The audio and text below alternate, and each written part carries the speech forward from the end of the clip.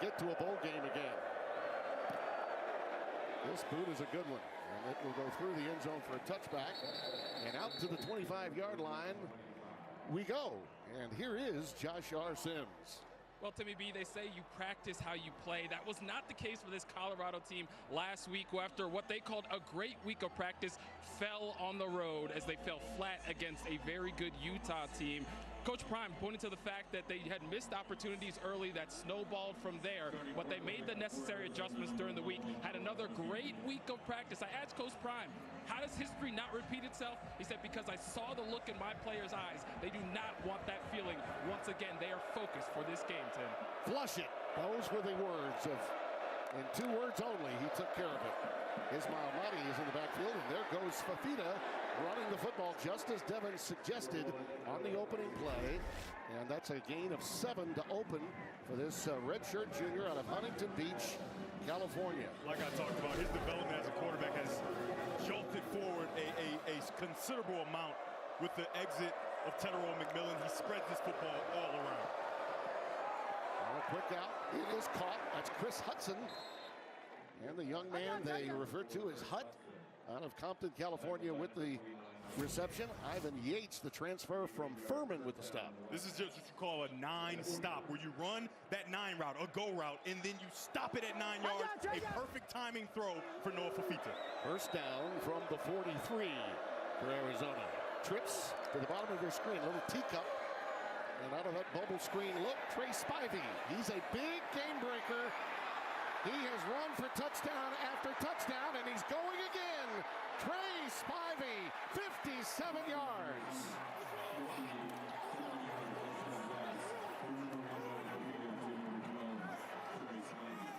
He doesn't get targeted much, but when he does, the flashes of big play capability come to the forefront.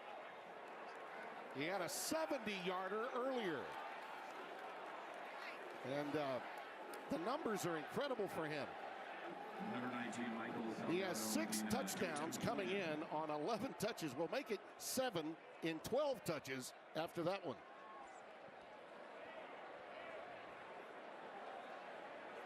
And they'll try to tack on the point.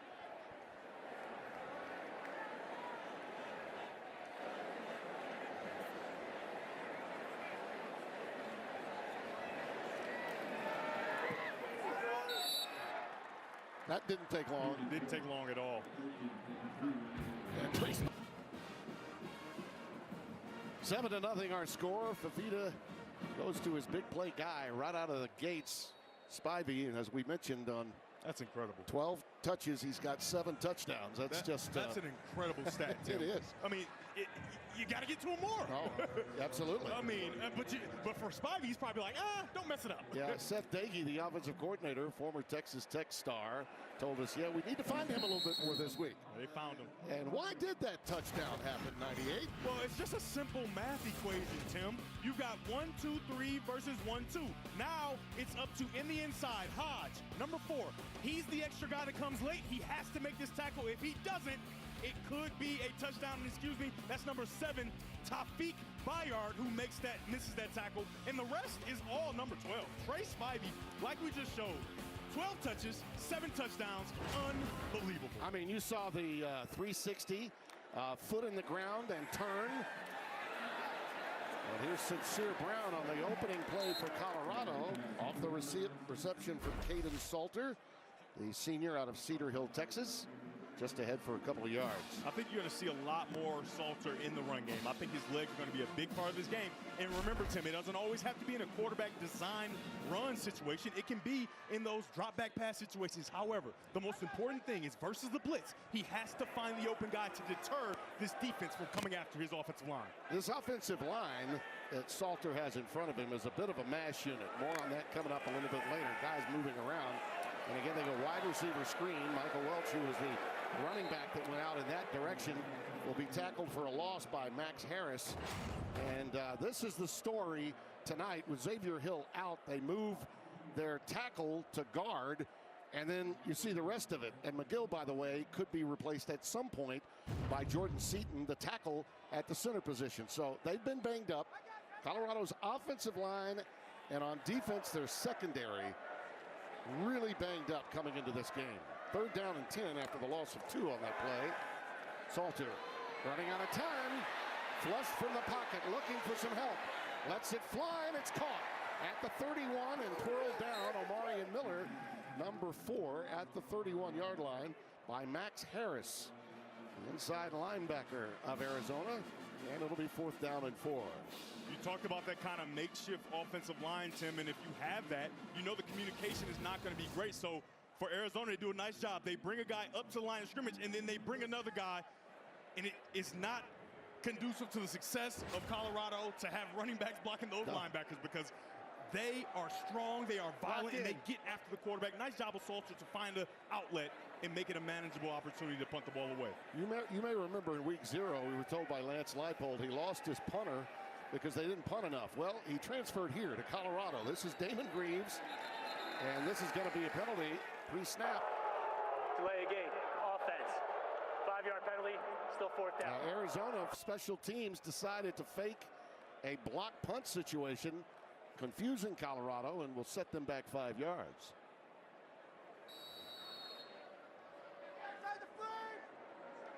He may get quite a few opportunities to punt in tonight's game, but Leipold, I remember saying, wait a minute, Colorado didn't punt it very much last year either, did they? But that hits the transfer from Kansas. Luke Wysong is back deep, brings it in at the 23. Here he goes. He's got a lane. Tremendous return all the way to midfield. 45-yard boot, 16-yard return. Fantastic field position for Arizona. Oh, yeah. Trey, when he gets loose, the red shirt soft out of Chandler, Arizona, knows where to go. Give that boy some time.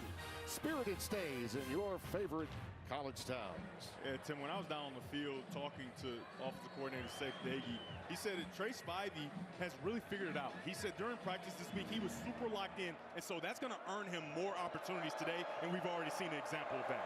Kedrick Risino is in the backfield, flanking Fafita. They go a little jet sweep action to Watley. He's in trouble. Well diagnosed by Robert Livingston's defense for Colorado. And tackle for loss there. Myers, among others, in on the play. I mean, watch Myers run. He does an outstanding job of getting to the edge, right? The edge is captured by Arizona, but then he gets on the outside, keeps that outside arm free, and he stops that for a loss. When we talked to defensive coordinator Robert Livingston, he said, listen, we cannot allow the snowball effect to happen to us. When you have a big play, you give it up, you've got to respond. That's a nice response. Trying to get those running lanes and stuff it up. And again, they get gouged. That's an 8 or 9 yard carry for Kedrick Risino. It was really good talking to Livingston yesterday, letting everybody know, like, hey, it's on me. When we don't play well, it's on me, and I've got to do a better job. He's got an opportunity here on 3rd and short to get his defense off the field. Yeah, an old Furman Purple Paladin. Spent some time in the league and now getting an opportunity to call plays for the first time. Very thankful to Deion Sanders. 3rd down and 2. Colorado plays this man-to-man coverage. You got one-on-one with Spivey at the bottom of your screen. Fafita called his own number, but Sean Myers right there again. The grad student out of Dayton, Ohio. Didn't play a week ago. They missed him. Had a high of 6 tackles at Houston back on September the 12th. Really happy to have him back. Second play made by number 40, Myers. He does a nice job of getting under that offensive line and getting to Fafita. They want to lean on Fafita and allow him to try to pick up these first downs with his legs. Obviously, Myers knows that. 4th down and 4. 8 out of 12 on 4th down. 67% Arizona on the year. Hudson in motion. Fafita looking that way. And Chris has the first down inside the 40 to the 37-yard line. This is a really nice job by offensive coordinator Seth Dagey, understanding that the man-to-man for Colorado, you can create space from those corners when you take guys in motion. You put a guy in motion, it makes it soft coverage, and they go back to that 9-stop route to pick up the first down. Brent Brennan was a walk-on that played for Rick Neuheisel at UCLA. So proud of, I know Rick is really proud of the career Brent's had. Did a great job at San Jose before coming to Arizona. Well, they were setting up for the screen there, but again, well diagnosed by this Colorado defense. Monty was the intended receiver. Second down and 10. And number 96, Jaheim Otis, falls right into the screen. A perfectly timed call on a game up front by defensive coordinator Robert Livingston, getting his defensive lineman in position to fall into a big play. I got it. Three wide receiver set. Monty the setback. Fafita fires it over to Hudson again. He's shoved out of bounds at the 31-yard line. So you've seen these 9 stops get completed. One on the first drive, here on the second drive, 2 times. Listen, when you continue to complete those routes, the corners get very antsy. They keep seeing these balls completed in front of them. Watch out for the double move for Arizona when the opportunity presents itself. Isolated there with DJ McKinney, number 8. That's their best cover corner, but Dion wasted no time telling him this week, got to get more from you. Quincy Craig, number 24, is coming for Arizona on 3rd and 5. Blitz coming, Fafita. And on that slant, incomplete pass for Hunter. And it was Ivan Yates again over there in coverage, number 29. Young man out of Roswell, Georgia. And you could see, you could fry an egg on top of the head of Brent Brennan. He felt there was interference. You can see again, they're going to that motion to keep that coverage loose, but a very nice job of getting downhill on that slant route to make sure it's not completed. That's number 29 in those silver uniforms. Ivan Yates doing a nice job there. Salgado Medina is in to try the field goal. Michael, number 19, sophomore out of Mission Viejo. This will be a 49-yard attempt. Out of the hold of Ian Wagner. Make it 57, his longest of the year. That one from 49, a piece of cake. And it's 10-0. Brent still wants to talk about the interference that, in his mind, went uncalled. Ooh, yeah, it's dynamite, my man. J.J. Walker back in the day. Bazooka. Dynamite. Our score, Arizona, after settling for 3. And Devin, you wanted to dissect the non-call on this interference that Brennan was upset about. Yeah, Yates is there early, but he's not impeding the progress of the wide receiver. That ball is way high. I like the no call, and it kind of tells you the tone of the game, that the officials are going to allow these DBs and wide receivers to play football, and at least you know that starting off. Yeah, my guess is knowing Deion Sanders as I do, that would be the kind of defense that he'd like to see allowed. Well, speaking of his family Sanders, there's another Hall of Famer, Ray Lewis. Ray, as we called him, his days at Miami with Shedeur Sanders. How cool was it sitting there in that meeting with Deion Sanders, obviously, and then Ray Lewis adding in his 2 cents in a lot of different areas, talking more than just football, right? Yeah. We were talking life, and it was awesome. Absolutely. Warren Sapp is on this staff with Deion. Ray is, doing a lot of work with his foundation with mental health. He's also considering getting into the coaching profession. Dallin Hayden gets ahead for about 3, maybe 4. We'll call it a 3-yard gain. Chase Kennedy, number 7, with the stop. As much as that's not a huge productive play on first down, you love a positive play and a positive run play, because they've struggled in those guard positions, stopping the 3 techniques from getting across their face to create those negative plays. Looking long to a wide open Sincere Brown.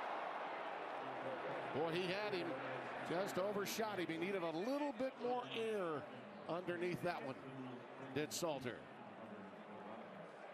Boy, he was wide open. Yeah, he was. And the reason is you've got the corner. He's going to get his eyes inside. Once he sees this short route, he wants to get to it, and he allows for that wide receiver to run right past him. The safety doesn't get over the top. That's a miss from Salter. You have to hit those because you're not going to get them very often against this pass defense. Yeah, in the quarterback world, you'd call that a layup, right? It's open for you. And Salter in trouble now. Tries to let it go. That's a free ball. It's a turnover. It's going to be ruled a turnover. Leroy Palu on top of the ball. Chase Kennedy knocked it loose, number 7. I mean, that's the definition, obviously, of a fumble. I mean, that defines it. Tim, this is a play you can't have from your veteran quarterback. you have to know that this play is dead. He's trying to get out. He's trying to get out. The ball is loose. The ball security is awful, and it's a huge turnover with your back against your own end zone. Outstanding play by number 7, Chase Kennedy. He just continues to relentlessly chase after that ball. And young defensive ends at home, when you see that ball loose, you attack the football after you secure the tackle. He does just that. And this Arizona defense, particularly at secondary, they pride themselves on turnovers. 14 forced turnovers. And they had only 16 all of a year ago. I mean, we've got an entire month of football left to play. Now they set up shop just outside the 10 at the 12. Fafita in the corner for Hudson. Touchdown.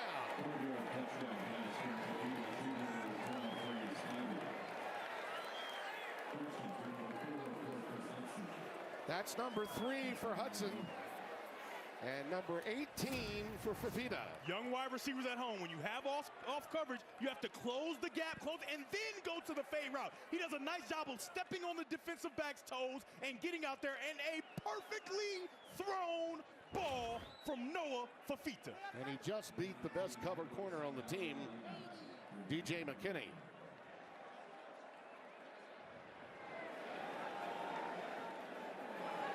Salgadabadina in for the extra point. That was a tough snap, but it was held beautifully by Ian Wagner. And it's just like that, 17-0. Oh, that has been the story. Mr. Hyde showed up again. 17 love, the Wildcats out to a great start. Possessions have been fantastic, and the turnover leading to a quickie. One play, 12 yards and a touchdown, and in effect over a 3-play period, a 14-point swing.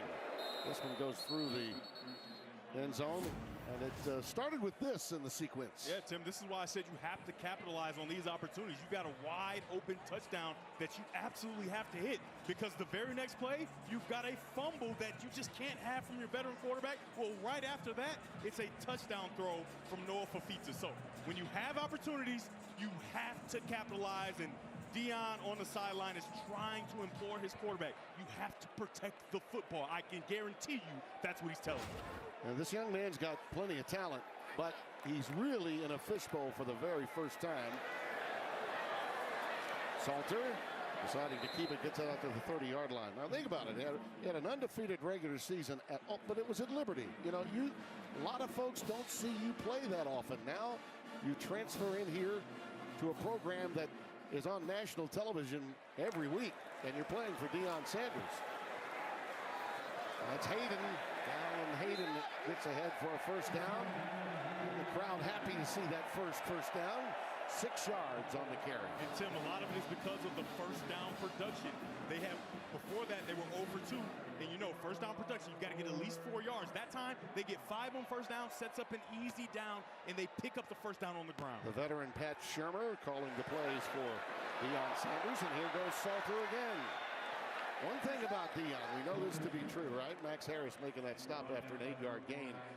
He knows how to motivate, and this young man needs it. I mean, he needs it desperately. He knows what the numbers have been. The number of turnovers, coming off a really poor performance, 9 of 22, a season low, 37 yards, and an interception last week against Utah. On 2nd and 2, Draylon Miller, listed as a wide receiver, playing some running back, and behind the play, a couple of flags come down. So hold everything. Yeah, Marshall Faulk really loves this runner, but as a running back, he's going to learn. He created this holding penalty that they're about to call. His wide receiver had a perfect block. You got to go inside, underneath his butt, but he doesn't and creates a hold. Holding. Offense number 8. 10-yard penalty. Still second down. So you said he went underneath his posterior. Okay, I'll buy that. Right, so he should go underneath here, but he doesn't. He goes outside, and it creates the hold. You've got perfect position by number 8, Joseph Williams, but a running back, a seasoned running back would see that, cut up inside, and he could even have a bigger play. I've been doing this a lot of years. I'm not so sure I've heard underneath his butt. You got to go. You see the butt, right? You see the butt, you go that way. It's a beautiful thing. I get it. What? I do. What? His butt? Yeah. From the 39, second down. Salter out to Hayden. And he's rustled down at about the 38-yard line. They'll give him forward progress there. Tay Brown, number 6, along with Deshaun McKnight. So, Tim, because of that holding penalty, they're now set up with a 3rd and long. And on the previous 3rd and longs, they've showed sim pressure. This is Arizona State's defense I'm talking about. And they've also showed that they brought 7. Here are 2 guys that have the option of blitzing and putting pressure on the quarterback. And, you know, Danny Gonzalez is he's blitzing when he gets off the bus, the defensive coordinator for Arizona. Late blitz. They find the tight end, Atkins, and he's got a first down. Big play. Huge confidence builder for Salter, too, off that late safety blitz. Yeah, this time they bring the corner off the edge, and when you have the corner, like I talked about in the open, you've got to find those outlet throws, and Caden Salter finds it. Hayden into Arizona territory to the 46. Leroy Palu, 95, with the stop. The junior from Corona, California. This is where Caden Salter has to continue to improve, finding that open guy. He does that on 3rd down, and it creates another positive first down play. Gain 7, so 2nd and 3, and we've got a timeout by the Wildcats. First charge, timeout of the half. Arizona, 30 seconds.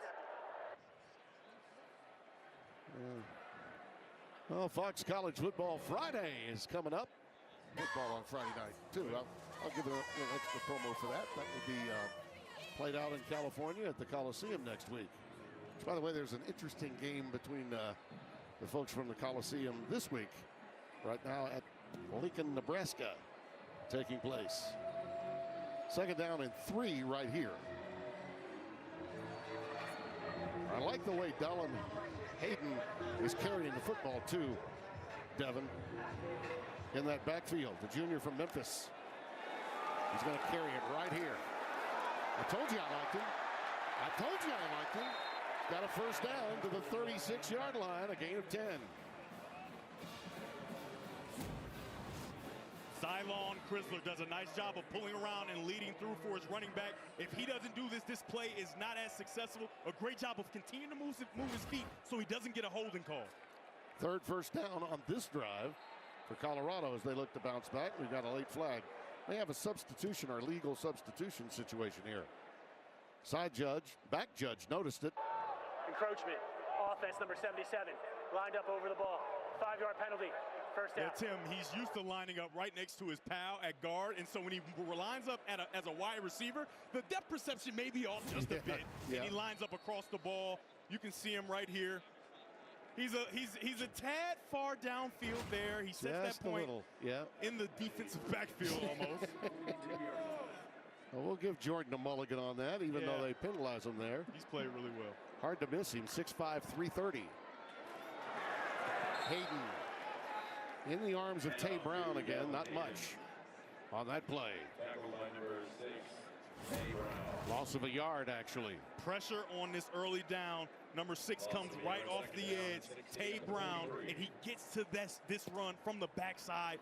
Very nice job and a very nice call by defensive coordinator Danny Gonzalez to put them behind the chains on first down. 2nd down, 16 for Colorado. Traylon Miller back in the backfield. Deep drop by Salter. Out to Atkins, the big tight end, who lumbers ahead to the 36 of Arizona. Traden Stukes, number 2. That's a very mature play by Caden Salter, making sure that, hey, nothing's downfield, the coverage is lifting, get it to your check down so you can get at least a manageable 3rd down. But here on 3rd down, just like he did on the previous down, he has to be aware of the blitz no matter where it's coming from so he can get it to his outlets if he has to. You know, just watching Salter play the game, it's pretty evident that one of his strengths is the zone read game. Miller is the setback out of the shotgun. They go trips to the top of your screen. Look at all these guys standing up. It's very confusing for the offensive line. Blitz coming up the cut. Salter. Well, he salvaged about 3 yards out of that play. Tia Savea and Tay Brown collaborate, so it'll be 4th down, and we'll call it 7 here. Interesting decision for Pat Shurmur in terms of the play call. No doubt they're going to go for it here, trailing by 17. As confusing as that defensive set might seem, that's a really good job by the offensive line picking it up. However, nobody was open downfield, and you have to use your legs if you're Kaidon Salter. He does that, and it gives them the opportunity to go for it on 4th down. 12th play of the drive. Only bring 3. Salter, he's going to run it. Plenty of room. 1st down. Well, he identified that they dropped 8. And then when they turn their backs, there's a lot of green grass in front of you. And on this drive alone, he's already got 3 scrambles for positive yards. He does a nice job there climbing in the pocket. He sees it's zone coverage. You only got 2 routes downfield. You got to make sure you pick up the 1st down with your legs. Hayden continues to fight. Those legs churning down to about the 19-yard line. A marker down. Illegal substitution. Defense. 12 players on the field at snap. 5-yard penalty, still 1st down. That's a really nice job by Colorado, understanding that, hey, we didn't substitute, get this ball snapped quickly, and the guys just can't get off the field in enough time. Outstanding job by offensive coordinator Pat Shurmur. Henry Johns, our referee, letting us know. And that creates a 1st and 5. He came right up to us when we went down to the field before the game. Known Danny a long time. He's been at it for quite a while. Outstanding defensive coordinator. Great get, really, for Brent Brennan.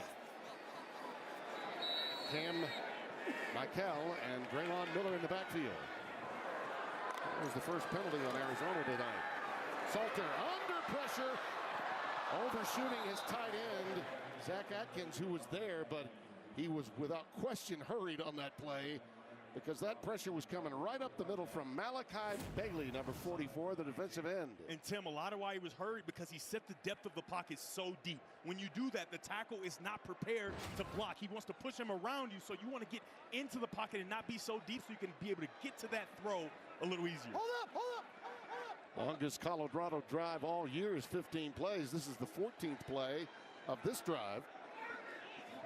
Miller remains in. Look at these substitutions now. They've got to give them time to do it.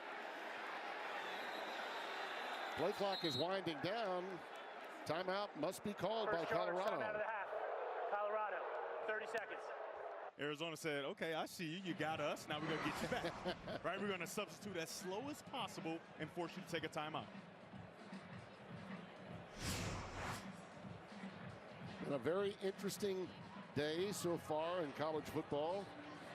Huge sports day and night. And for those of you that are being entertained by this, we understand that there's we talked a little Harry Potter, and that's Harry Potter right there, obviously, and Voldemort up here in the booth. By the way, my daughter Tiffany weighed in. She texted. She said, "What did you do to Devin?" That's right, because she loved me more than you. I said, "Well, you know, he is, you know, our youngest daughter is 2 years older than you, so you know." If you need to be spanked on the behind from time to time, it might happen, 98. Keep your hands to yourself, Tim. 2nd and 5. Miller and Michael are the setbacks. Got an opportunity up top of the screen. Not much for Miller.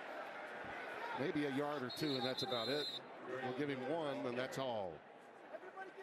This offensive line has been under fire, and we saw earlier how they kind of pieced it together today. But they've done a nice job. They haven't created perfect movement every single play, but they've done a nice job of holding on to their blocks, not only in the run game, but in the pass game to create some explosive runs and opportunities for Kaidon Salter to step up in the pocket and make a play, but they have to do it again here on 3rd down. Yeah, they didn't give him anything on the play, so it's 3rd and 5. Salter, slant, on the cross to Williams. Joseph Williams is down to the 11. Aiden Garnes wraps him up, and that's the end of the first quarter after an 8-yard pickup. Well, Coach Prime, obviously not the starter you guys wanted, but how much can you guys rally off this drive you're having right now? Well, we're rallying right now. I'm glad. No quitting the guys. The guys are still playing hard. They're playing tough, fast, and disciplined. We just got to get this ball in for a touchdown. Appreciate your time, Coach. God bless. Dion is ever-present. Deals with realities, yes, but always optimistic. Dallin Hayden is the setback, and he's going to carry it off the right side. Inside the 10, spun down at about the 8 by Tay Brown, who's been all over the place. Consecutive games with 10-plus stops, a career high for him, 14. Tim, take a look at that time of possession. Look, Just under 5 minutes for Arizona, but they're up 17. So that just tells you time of possession doesn't always equal success if you turn the ball over for sure. Second down, 7. Into the corner they go. It's caught. It's touchdown, Omari Miller.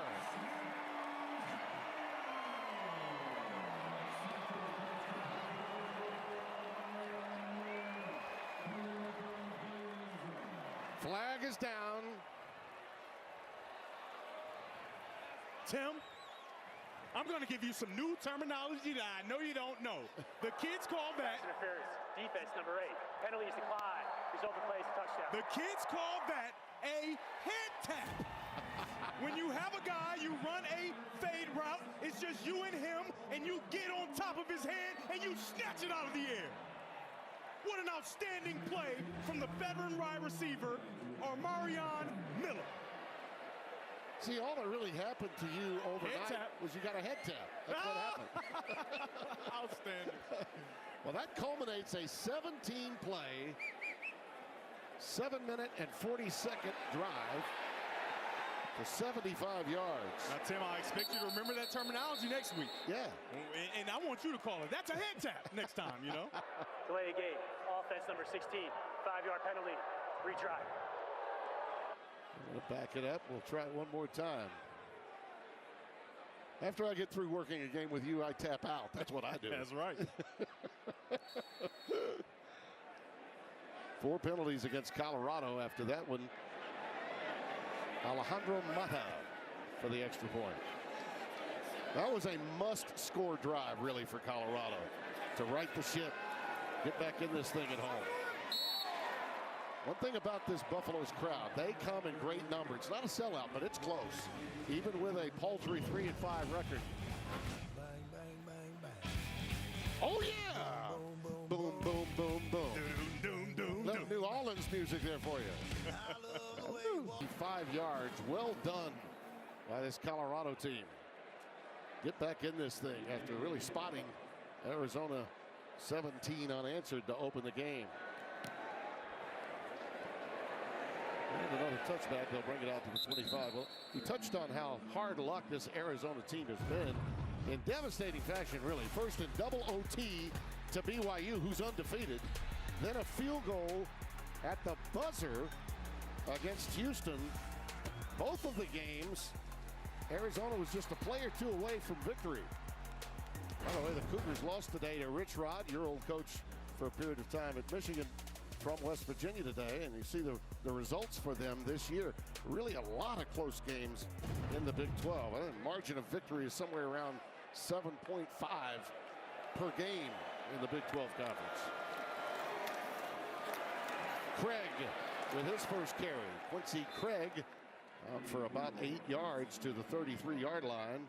Bayard, number 7, with the stop. This offense for Arizona has done a nice job and scored on every single drive, and it's because of the first down production. After that run, they are now 4 of 6 on first down production, getting at least 4 yards, so they're staying ahead of the chains, and it's making it really easy for quarterback Noah Fafita. Quincy Craig, Pedrick Reesano in the backfield. Reesano has the first down out to the 37 after a gain of 4. Arden Walker leading the charge that time, number 53.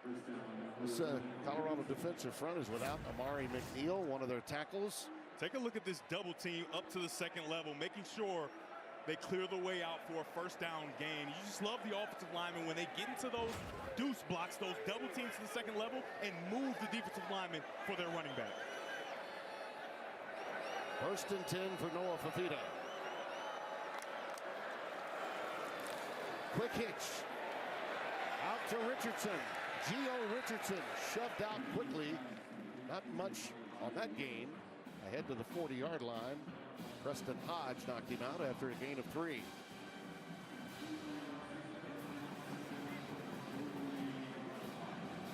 You're right about this quarterback play from Fafita. Without T-Mac now into the NFL, he's spreading it around. Oh, yeah. He really is.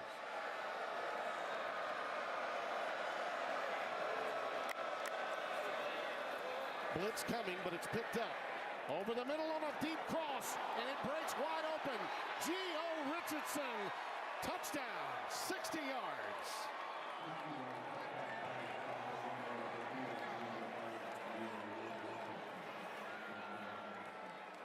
I mean, you just talked about it, Tim. You have no idea where this ball is going to go because he's playing the quarterback position at a high level. And this is a perfect dig throw, a deep in route, right? He goes to the right and he comes back to his dig perfectly in rhythm. And then out the back door goes Gio Richardson, the true freshman. And friendly fire took Preston Hodge out of the play. John Slaughter was in coverage 13, and he basically knocked Hodge out of any chance of coming away. The nickelbacker was knocked out of the play, leaving it. Our sunset occurring with an auburn sky ahead. It's just beautiful out here. Quentin Gibson is back deep, but he'll let that one go through for a touchback. And a little inside quarterback circumstances with eyesight from Devin Gardner. Absolutely. Take a look. First he gets to his reads, right? First he gets outside, right? Eyes outside, and then he starts to get to his read. But if you think you can play quarterback at home, take a look at this. He can't see anything. This is all timing and knowing where your guys are supposed to be, and he has to peek around to see if it's a completion. Outstanding job by Noah Fafita. Not only finding the windows, but understanding where his guys are supposed to be and trusting it for a touchdown. In 6 quarters, Fafita is 31 of 35, 89%, 475 yards and 5 touchdowns. Here's Salter rolling out, and he's got a man deep. He's got it. It's Sincere, and sincerely a touchdown. Flag down, however, back at the line of scrimmage. Did he go beyond the line of scrimmage when he threw it? Or it could be a hold. We'll see. Boy, oh boy.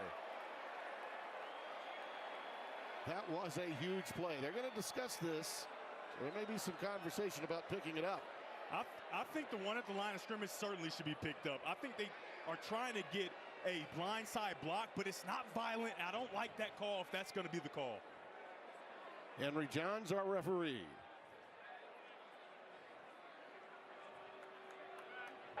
There were 2 fouls on the play, both committed by the offense. One was a live ball, one was a dead ball. And that was a receiver downfield. Number 4, the offense, a 5-yard penalty. After the play was over, unsportsmanlike conduct. Number 59 in the offense for brandishing a weapon. 15-yard or half the distance to the goal.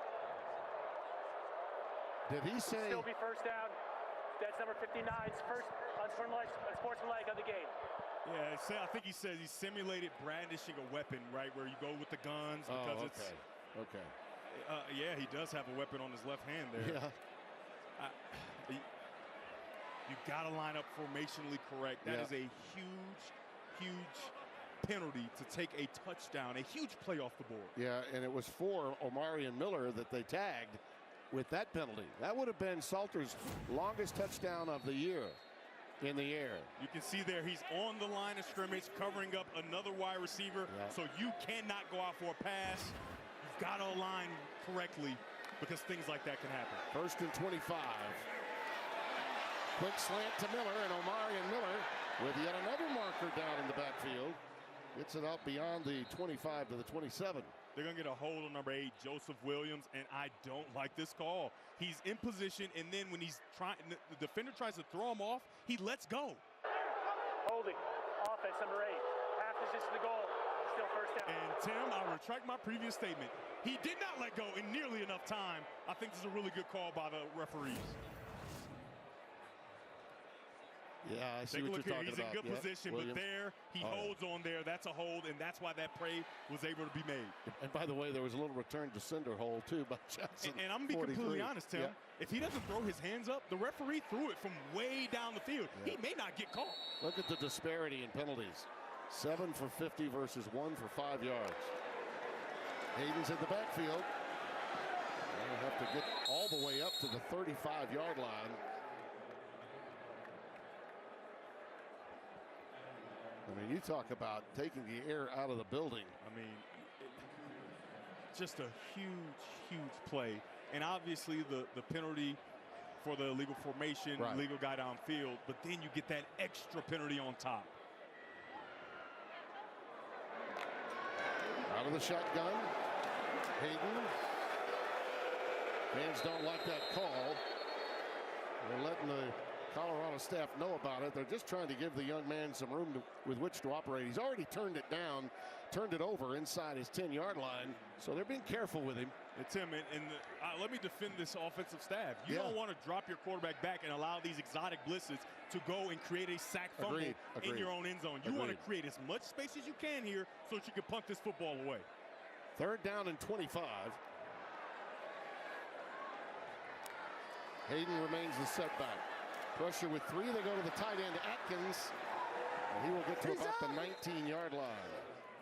And they are still letting the Buffaloes know that they're not happy with that sequence. But again, given the circumstances they faced, 98, I absolutely agree with you. Yeah, that's a veteran play by Caden Salter, understanding the situations. You will likely not pick up this first down. Give some breathing room, some space for your punter so you can try to flip the field. Still a lot of football to be played, even though you're down 24-7. Damon Greaves should get it off around his 10. Luke Wysong is back deep in single safety. Wildcats have scored on every single possession tonight. Booming end over end, high punt. Wysong from his 30. Well, he's got a lot of room to work with. Reverses field and is hammered. And a marker comes down late again. Dumped on a beautiful special teams play by Caleb Mathis. Number 13. And let's check the flag. It might add some damage to this if it's a penalty on Arizona. Yeah, it's a tussle going on by number 8, Joseph Williams, and a defender for Arizona. During the return, holding. Return team number 12. 10-yard penalty. First down. And Tim, this is a really nice job by Joseph Williams, because if he doesn't continue to fight the way he does, it happens right here. If he doesn't continue to fight and basically suplex this Arizona defender, they may not call this. This is a nice job, because you can clearly see with that, it's a hold. And for people at home who are Arizona fans saying, well, why isn't it a penalty on Joseph? Well, the reason it's not, because if you're a defender, you can grab and pull and tug and throw people all over the place if you want to. Well, Genesis Smith, number 12, was the young man that was guilty of the penalty. But Williams originally thought that that was on him. He was concerned that that penalty was going to be called on him. That flipped the field big time after that punt and the penalty. Mavi is in the backfield. He'll carry it out. Ball's on the ground. Still on the ground. Colorado had 2 opportunities to get it, but I believe Arizona may have won the day. It's Barmore, Cameron Barmore, number 80. Got that one off his own player, but just trying to pick it up. They should have just fallen on top of it here. Yeah, I mean, you have to come up with these opportunities. You said it right. 3 players for Colorado had an opportunity, and they just can't come away with it. Now, you have to think, cross-check and all call. This ball may go down the field for a big play. Yeah, not the time for a scoop and score opportunity.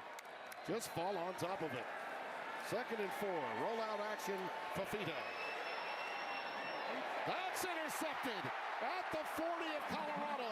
Ivan Yates. Result of the play. The transfer from Furman with a pilfer.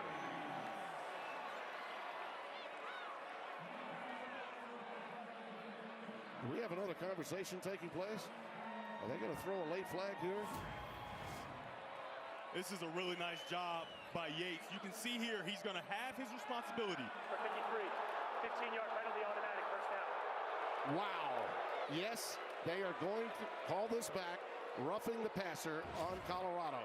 Misery-loving company here. Oh, my goodness. That is, I knew they would try to go down the field for a big play. And then you get the interception, and let's take a look here. The culprit.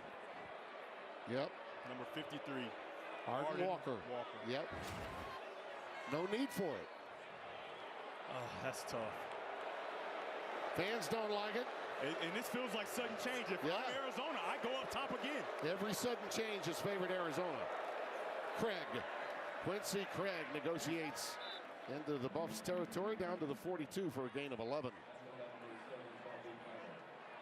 You know, they've been hit. Colorado's been hit with a few howitzers, but you just have to get it out of your head and move on to the next play. Craig stopped at the point of attack that time. That's Quincy Wiggins, number 49, junior out of Baton Rouge, Louisiana, with a stop. One of those kids pressed into duty because of all those injuries to Amari McNeil and others up front. Thomas, 95, was normally a tackle, not able to go tonight as well for. So you got clear man-to-man, only 5 guys in the box. The quarterback draw is alive for Fafita to run the football. 2nd and 9, blitz off the corner. Fafita's pass is incomplete. Chris Hudson was the intended receiver. It sailed highly over his head. It'll be 3rd down and 9. Really nice job and a nice call by Robert Livingston. You're going to get a corner blitz from the top of your screen. Number 4, Preston Hodge gets to the quarterback and forces this errant throw. A perfect ball on 2nd down to keep this a 3rd and long. 8 and change remaining in the opening half. Arizona trying to put their foot on the jugular. They're showing 0 coverage. You see all these guys at the line of scrimmage.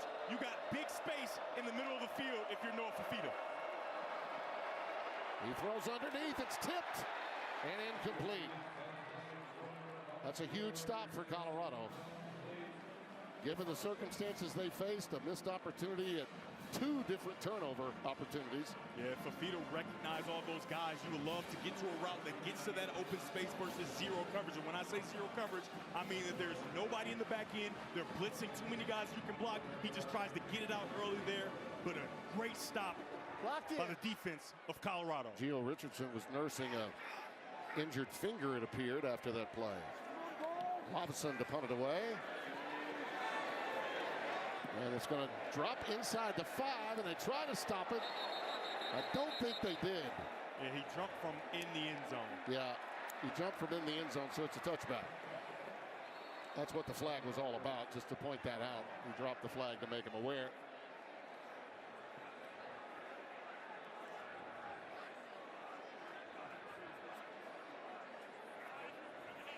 Well, maybe there's something besides just that.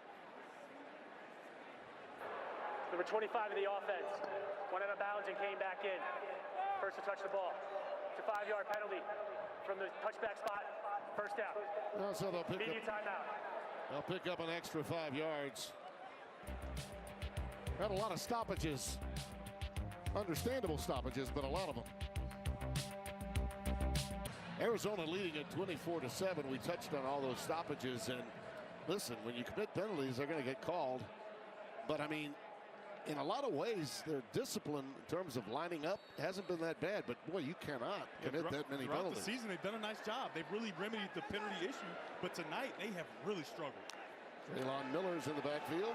Another flag goes down as he takes the handoff and gets ahead for 2. I'd just like to see a play without a little yellow hanky hitting the deck. Yeah, this Chase might Kennedy, be, the stop. It's either offsides on the defense or illegal formation because it came out early, but they allowed it to play. Illegal formation. Yep. More than 4 players in the backfield. 5-yard penalty. Still 1st down. I mean, I think Henry Johns is getting more airtime than I am. That's the 9th penalty now against the Buffs.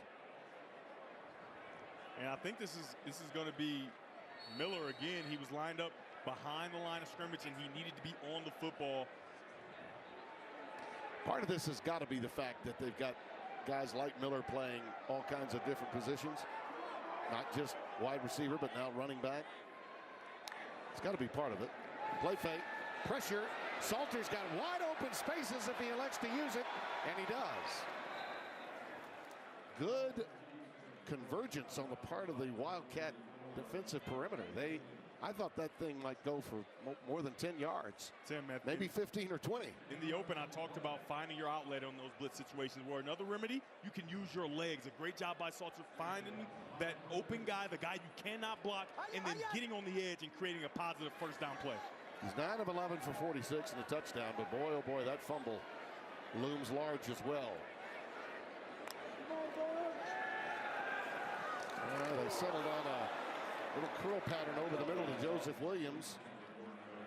And he He did not bring it in. That should have been caught. 3rd down and 5 is the down and distance they face here.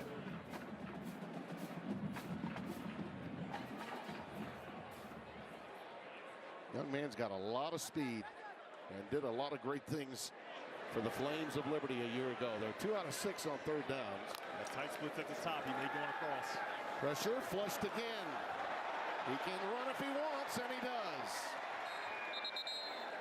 Pat Shermer said they were a little hesitant at first about utilizing Salter's ability to run, but now hey, season's on the line. You're 3 and 5, and you got the rest of November to have a bowl season, which coming off 9 and 3 is exactly what Deion Sanders believes they deserve and need. So he's going to tuck it and run it a little bit more. Shallow cross to Miller. Draylon stopped by Tay Brown. A look at that previous play. Yeah, you've seen the edge get captured by Salter on a back-to-back plays. It's because the edge protector goes underneath, right? When you go inside, if you're Chase Kennedy, there's space, and then your secondary player, Tay Brown, also goes inside. There's no edge to the defense. A great recognition by Caden Salter. 2nd down and 7.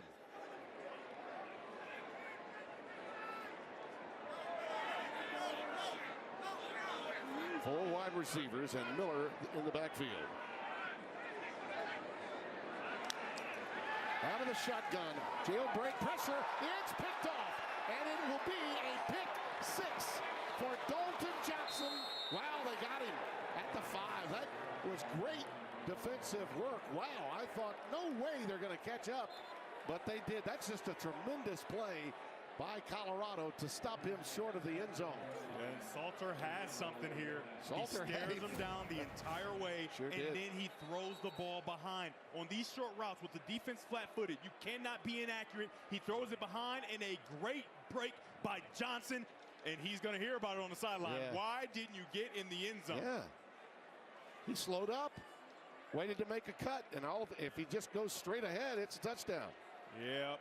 And that enabled Salter the opportunity to go back and save the play. Yeah, when you get and that not let him in. You got to put your head down and sprint to the end zone as fast as you can. I had him in there. I apologize. No way that Salter should have been able to get him. Bottom of your screen, you got one-on-one coverage. There it is.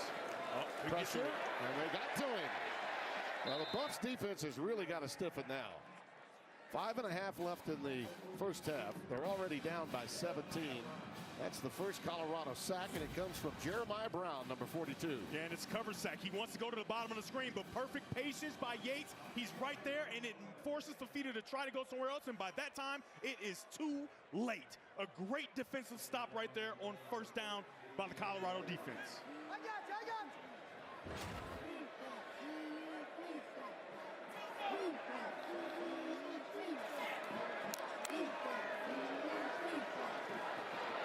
Watley all the way to the pylon. They have not signaled touchdown yet. I think they're going to say he touched. Oh, he did. Touchdown signal was given. When I said pylon, that meant it was in. I didn't see the arms go up, but it did.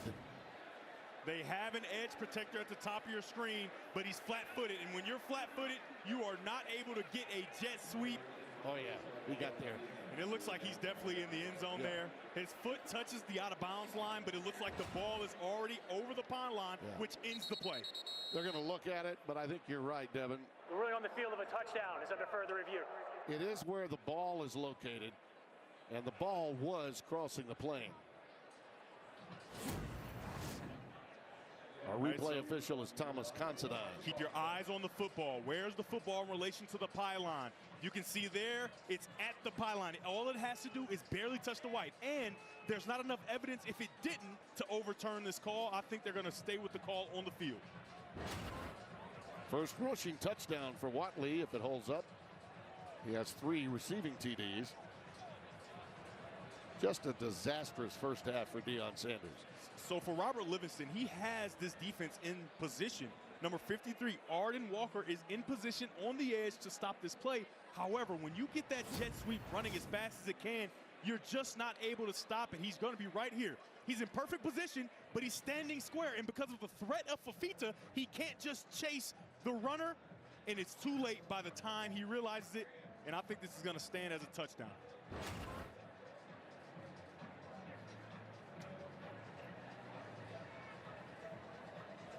If it's upheld, it'll be the 4th touchdown drive of the game.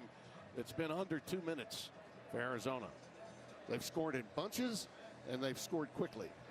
And it's been a lot of assistance from Colorado. Yeah. Kind of shooting themselves in the foot and putting this game out in front of them. And I don't think it has to be that way. Steve Strimling is back in our studios in Los Angeles, and he's going to weigh in. Yeah, we hear it. We agree with Devin. It looks like his foot's out and it's over. The ruling on the field is upheld. Touchdown. That was good. Steve. So it was good conversation that the foot did hit out of bounds, and the ball just has to be breaking that goal line, and that's what it appeared it was, and that's how they ruled it. Thank you, Steve. Extra point to come, and it's gone from bad to worse for Colorado. Tell you, I would not want to be, well, actually I would. I think I'd like to be a fly on the wall in the Colorado locker room at halftime. There's going to be a lot shared by Coach Prime. Salgado for the extra point, and he puts it through. Well, the sequence of plays leading to yet another touchdown. Yeah, Tim, there's throwing and there's passing. This is a throw, but not passing. The position of the ball, understanding where to locate the football. That ball has to be thrown outside. Thrown inside, a great read by the defender, number 43, Dalton Johnson. And then it leads to the jet sweep on the edge for a touchdown by number 6, Javin Watley. You think Ryan Staub's going to come into the game? 98? What do you think? I think there at least has to be a conversation. Yep. Because, you know, you've had the plays that are just not very smart. You've had the plays where your talent, right, you don't throw the ball outside the way you're supposed to. And down by so much, I don't see why you wouldn't at least give an opportunity. The reason I would think they would say not is because of the threat of the legs of Kaidon Salter. It helped these drives so much, but then he shoots themselves in the foot. Yeah, yeah. Let's go down to Josh Sims. Josh? Well, guys, Dalton Johnson leads the team in tackles. He's got a sack on the season, now a second interception, a fumble recovery. I talked to him this week, and he said, yeah, I got some good plays, but I want more. I want more takeaways, and that's exactly what he got on that last defensive possession. He's a guy that has stayed through 3 different coaching changes. I asked him what made him stay here at Arizona. He said, I was here in 2023. We had a special season, and then last year we kind of fell flat. I didn't want to go out like that. I wanted to bring primetime football back to Arizona, and with plays like that, he's helping to do that. Danny Gonzalez calls him the chess piece of his defense. The guy can be almost anywhere. Led the team in tackles, had a season-high 11 at Houston in that loss before the open paint. Salter gets it out past the 25 to the 26. Listen, it's incumbent upon this Buffalo's team to bounce back and score before the end of the half. If I'm defensive coordinator Danny Gonzalez for Arizona, I would protect those edges a little more. Maybe not bring the house. You've already gotten Kaidon Salter thinking that the blitz is coming, but now put a spy on him so that he can't hurt you as much with his legs. Pressure off the edge. Out to Joseph Williams.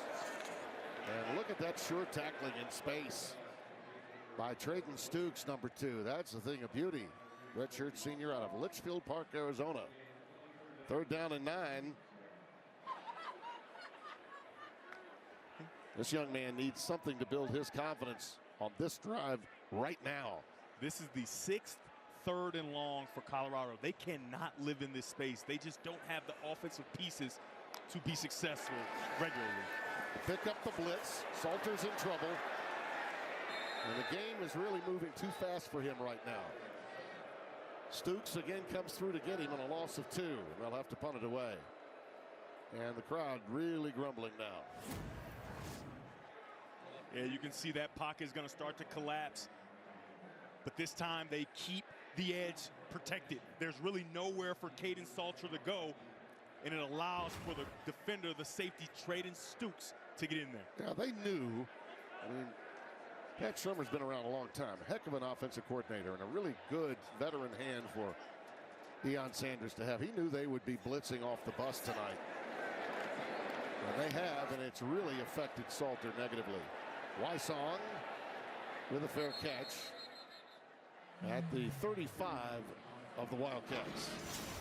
Tomorrow on Fox, Justin Jefferson leads the Vikes in an NFC North showdown against Jared Goff and the Lions. Or the Jags take on the Raiders. Other regional action. Check local listings for the game in your area tomorrow on Fox. Even though the former Wolverine, J.J. McCarthy, will be playing for the Vikings, give me the Lions.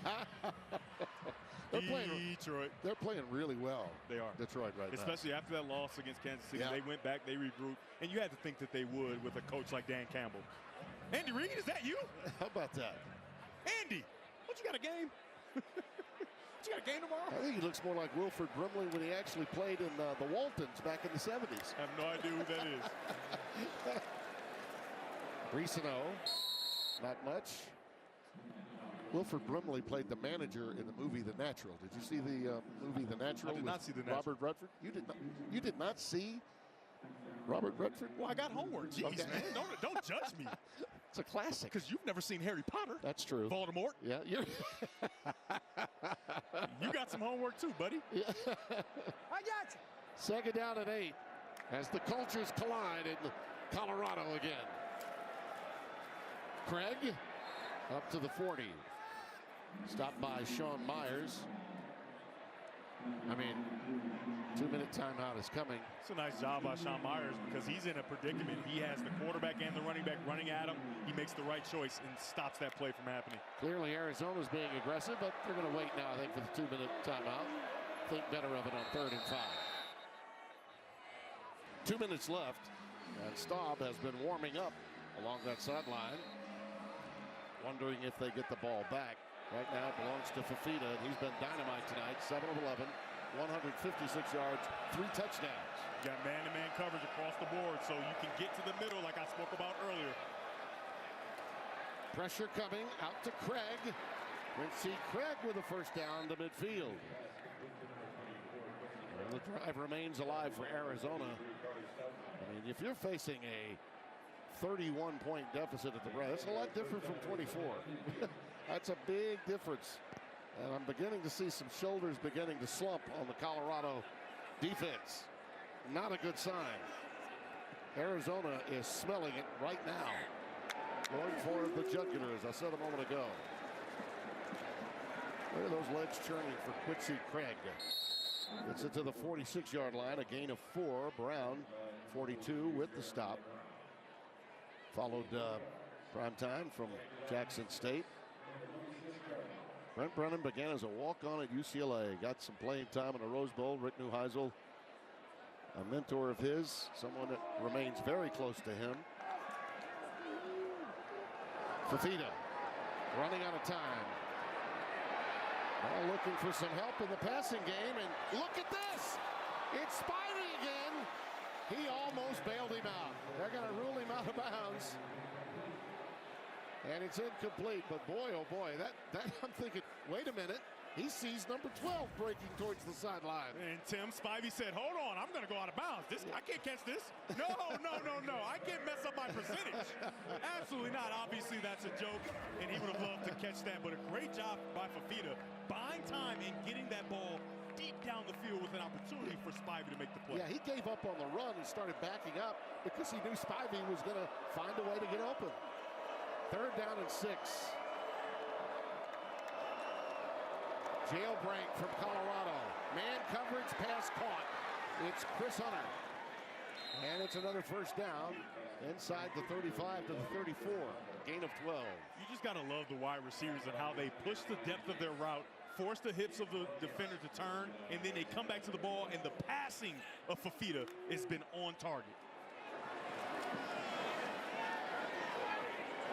The thing about Fafita that you have to marvel at is his ability to get deep. He goes way far. I mean, that's It's been a while since I've seen a quarterback get that deep in his drops. Yeah, and it's so smart, and his offensive line understands it because at his size, it's just hard to see. But the further you back up, it's like he's playing 7-on-7 with no offensive lineman. And his ability to run and create, it puts him in a really positive position. It does. Usually, you don't want to get so deep in your drop, but when your offensive line understands that, they can run those guys by you. 5 wide receiver set. They go empty on 2nd and 10. And we've got a whistle prior to the snap. Looks like a timeout was called by Colorado. Second charge, timeout of the half. Colorado, 30 seconds. All right, let's find out from Sarge what's coming up at halftime. Hey, coming up on the State Farm halftime, Georgia gets all they can handle from Florida. A pair of top 10 teams go down, and who will be number 1 in the first playoff rankings next week? It's up for grabs. Is it Indiana? Is it Ohio State? Who could it be, Timmy B and Devin? See you at the half. Oh, it's going to be Indiana, Sarge. You can bank on it. Kirk Cignetti's team will be number 1 in the playoff rankings, and the reason is the teams they have beaten to this point to be undefeated versus who Ohio State has beaten. And that victory on the road at Oregon, it was huge in terms of strength of schedule in those victories for Cignetti. And the reason Indiana's so good is because they got a good quarterback. And we've got one here in this game. Noah Fafita has been exceptional tonight, and he has an opportunity to go put more points on the board before the half. By the way, Fernando Mendoza threw a pick on his first pass today. It led only to a field goal for Maryland, so the defense bailed him out. They went on to blow him out in College Park. I'm sure they'll be talking about that. Second charge, timeout of the half. Arizona, 30 seconds. Listen, I had Ohio State at the beginning of the season. I still think pound for pound, hard not to have them number 1 if you're a poll voter with the AP or with the college football coaches poll. But in the playoff standings, if this committee is doing its job properly, Indiana has to be number 1. Yeah, their resume is more impressive. You said that they've had that impressive win on the road. People just do not roll into Austin and win, and they did it. And they did it impressively, maybe even more so than the score might have indicated in that game. And by the way, all that we've seen in the college football coaching carousel, I think a lot of it is based on what Kurt Cignetti did a year ago. They're saying it's possible. Oh, yeah.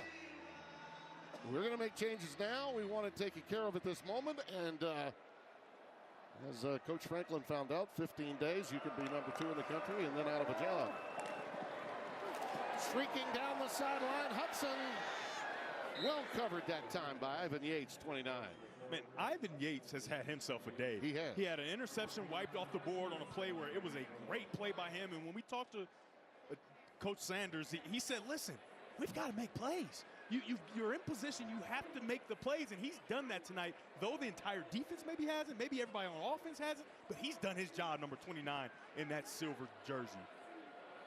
It's been really, when you think about it, a confluence of calamities with mistakes and lining up offensively, defensively being.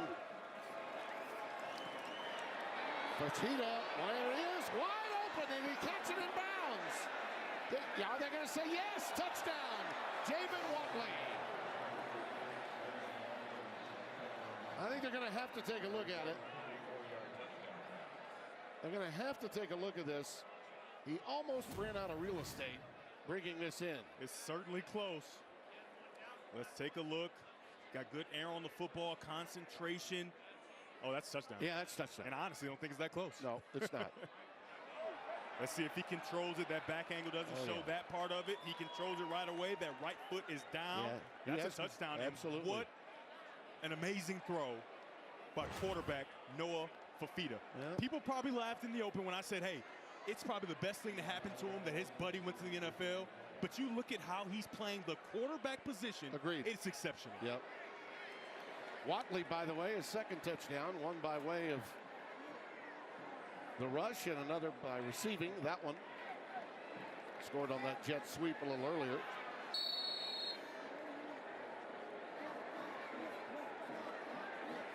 Fourth touchdown today for Fafita.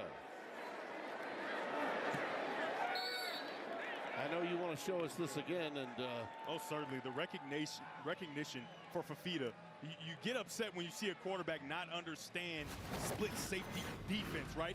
Cover two, when the two safeties have the half of the field, right? You got this guy, you got this guy. They're going to go half, they're going to go half. Well, when you have that, you've got to get a guy to the middle, and they do just that, screaming through the middle, and Noah Fafita finds him with the perfect throw down the field. Outstanding job by all parties involved for Arizona. Fafita is a young man that chose to stay, be the leader. And when you talk with Seth Dickey about him, his offensive coordinator, he said he is the model of almost every aspect in profiling a quality quarterback that you'd ever want. Beloved by his teammates, first in, last out of the football facility each day. And now when you're spreading the wealth in the passing game the way he is, there's really no discussion. You're going to play hard for a quarterback like that. And Staub is going to come in. Ryan Staub is a young man that has been a really quality big league reliever, according to Coach Sanders. Well, he's being asked to do a lot now, the sophomore from Stevenson Ranch, California. He's had some good moments. More of a prolific pocket passer. Cannot do the things, obviously, with his legs that Salter can. But his decision-making now is going to be key. And right now, with time winding down, it's handoff to Welch time. And that'll get us very close to the end. You have to have your thoughts move towards what must be going through Salter's mind. Yeah. Tough evening for him. And the crowd letting them know, too. That adds some insult to injury. But another half of football remains. 38-7 is our score. Let's get you back to our Los Angeles studios. Mike Hill, Coach Pete, Bruce Feldman. Gentlemen, how do time of possession doesn't really mean a heck of a lot if you're down by this much and you've turned it over and made so many mistakes. We welcome you back, Tim Brando, along with Devin Gardner. What happened? I don't want to hear it, Tim. What happened? You've got a son-in-law, Mr. Magruder Sullivan. Yeah. Oh, yeah. He hooked me up. He's a plastic surgeon. I'm good to go. But tonight, it's been all Noah Fafita. And I just want to tell you, flight attendants, cross-checking all call. Cross-checking all call. We are cleared for takeoff. He has been exceptional throwing that football all over the field. Let's take a look at the dimes he's thrown to all his wide receivers. It's been really impressive. Watch him grow through his reads, find the open guy, recognize coverage. If it's middle open, he gets it to the middle to end the half perfectly. He has been special all night. And a touchback. Let's go down to Josh R. Sims. Josh, take it away. Well, Coach Prime told me that Ryan Staub will start the quarterback or start the half at quarterback, but if he doesn't give them a spark, you might expect to see Julian Lewis in there later on in the game as well. Now, disappointed with how his team performed in the first half. Said we couldn't get a stop. Said penalties killed us. Said missed opportunities killed us. A disappointed Coach Prime and how his team responded, especially after last week, Timmy B. Yes, indeed. And by the way, if Julian Lewis were to check in, that would be quite the story. Yeah, he'll get his opportunity to try to give this team a lift, but they have a lot of trust in Staub. They do. Sophomore from Stevenson Ranch, California. Handoff is to Michael Welch. Gets ahead for 3, maybe 4.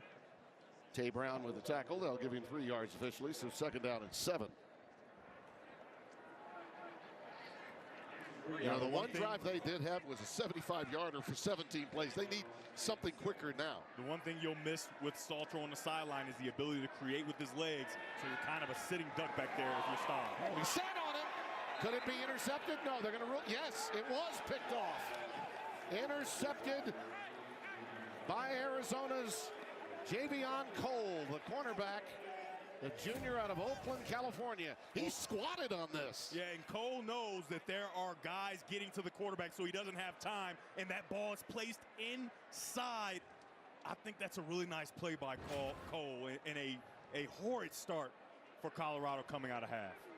And remember, Tim, it's the placement of the football. Oh, yeah. It's not a bad decision, but because that ball is thrown inside, similar to what we saw in the first half, that's an interception.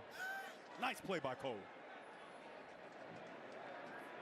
You can be very aggressive as a corner when you know you're probably going to get home with your rushers, and that's what you saw there from that corner. Looks like they're going to take a look at this.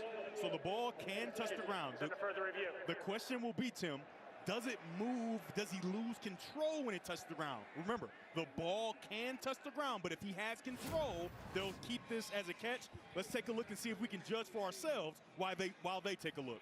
He got it there. It's pinned to his shoulder. Oh, I don't know. I don't see enough movement to change it, in my opinion. I don't see enough. I think that ball is caught, and if the ground's not there, I think he still makes that catch. Okay, well, at first I thought when it hit the ground, I'm not sure he had control, but they'll take a long look. Do we have our first disagreement of the game, Tim? We might. Steve Strimling is back there. I'm sure he's taking a look at it too. Does he have control? It's really caught by one arm, one hand between the elbow, and see, I'm not sure. I don't think that's enough. I think he pinned that to his shoulder pad, and though the ground had the ball, let's see what Steve thinks. Actually, from that angle, I think you may be right. I love it when you see it my way. Yeah. Let's go back to Steve in the studio. Steve? Yeah, I agree. I think he has control of the ball, and then when the ball touches the ground, he does not lose control. He remains in control of the ball. I think we have an interception, and the call should be upheld.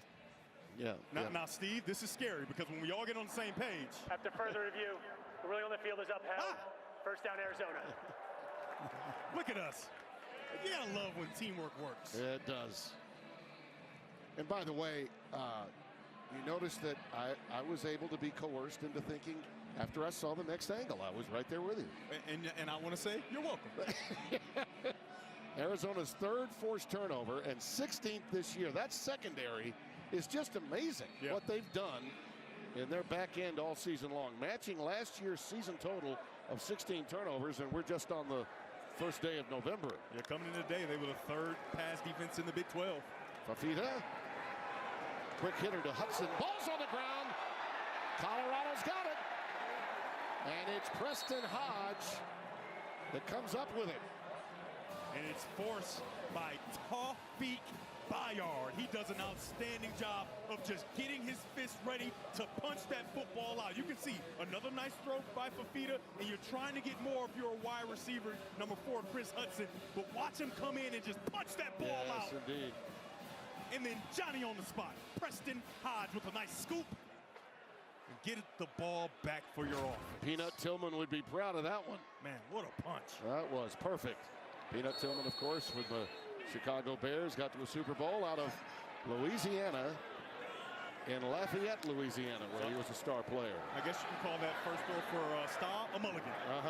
Welch gets ahead for maybe 6 before being pushed back. Dalton Johnson with the stop. Remember, the one thing you'll miss with Salter on the sideline is the ability of the quarterback to create with his legs. So Staub is going to have to be very intentional about getting the ball out on time when he passes. Welch gets ahead for 3 more, so it'll be 3rd down and 1. Max Harris with the stop. It's really imperative with Staub in the game now that you stay ahead of the chains. Certainly. Because a lot of those long 3rd and longs that you saw Buffalo pick up, it was because of the legs of Salter. Yep. 3rd down, a yard to go. Welch. Well, he took on that first would-be tackler and just barreled over him, doing a Herschel Walker impression against Billy Bates when he was a freshman. I've really liked to watch Michael Welch run the football, and that's powerful. Yeah. You're a running back, you get on the outside, you got a yard to go. It's you and a defender. You got to put your pads down, get your feet behind, and boom, try to run right through him and pick up the first down. Yeah, he laid the lumber. 1st and 10.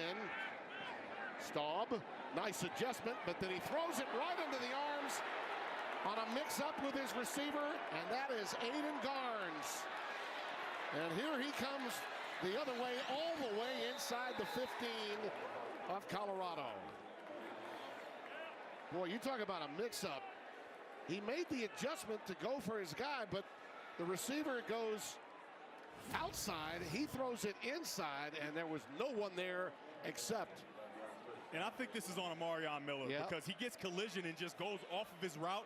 Now, whether he gets off his route or not, I think that's going to be an interception because you have a middle safety. Staub did not see it clearly. You got 2-on-1. You want to get to your check down there. He just trying to make a play downfield, and he knew right away an interception. At least he gets down there to try to make the tackle. Yeah, just a big play by Garnes. 59 yards on the return. Mahdi. Ismail Mahdi, senior from Murphy, Texas.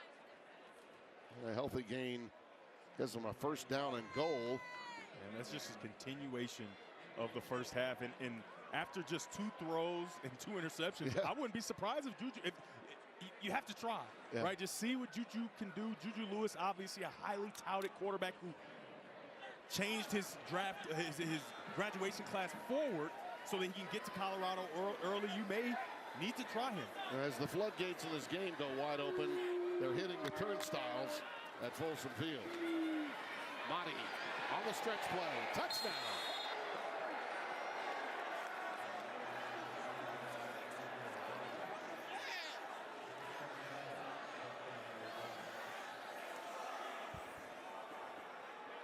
Now you watch this play.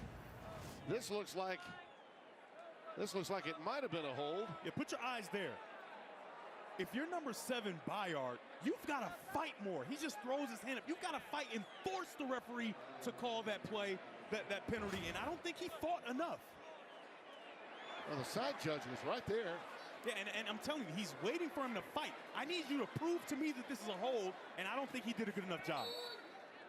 Well, their 6th touchdown in less than 2 minutes. 45-7.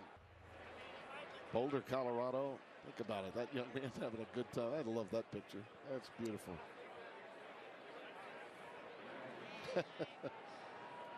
He can't hear us. I think that's the key. Keeps him happy. That goes through for a touchback. Let's go down to Josh Sims. Josh? Well, I asked Brent Brennan what allowed them to impose their will in the first half. He said, well, defensively, we got stops and we forced turnovers. Then he said on the offensive side of the ball, Noah Fafita is playing an absolute gem of a game so far. Then I asked him what he wants to see here in the second half. He said, look, we're not here to play around. I want to see my guys impose their will in the second half. I want to see how they respond out of the locker room. Well, all they did is get 2 picks. So I'd imagine he's pretty happy with what he's seen so far. Indeed. And Josh, what you told us at halftime that Deion said about Julian Lewis, well, it's come to fruition. The youngster, the 4-star, highly celebrated freshman in the game. That pass, after some pressure for Welch, falls incomplete. It'll be 2nd down and 10. This is a young man from Carrollton, Georgia, you know all about. And the expectations are great, but to this point, right, they've tried to bring him along slowly. Yeah, of course. He's a Elite 11 kid, a guy who, like I said, reclassed forward to go to college early, so he's a young player, but he has real talent. Well, for him, the future is now. Michael Welch stopped behind the line of scrimmage, it appeared that time. And so here's his first 3rd down and long opportunity, so you expect this ball is going to be put in the air. And the one thing that he does really well, he's got elite passing ability. He's a elite passer. However, this is a big stage. He's only thrown 4 passes before that first pass to this point in the season. He's been waiting for this opportunity. It's in front of him now. And he takes off.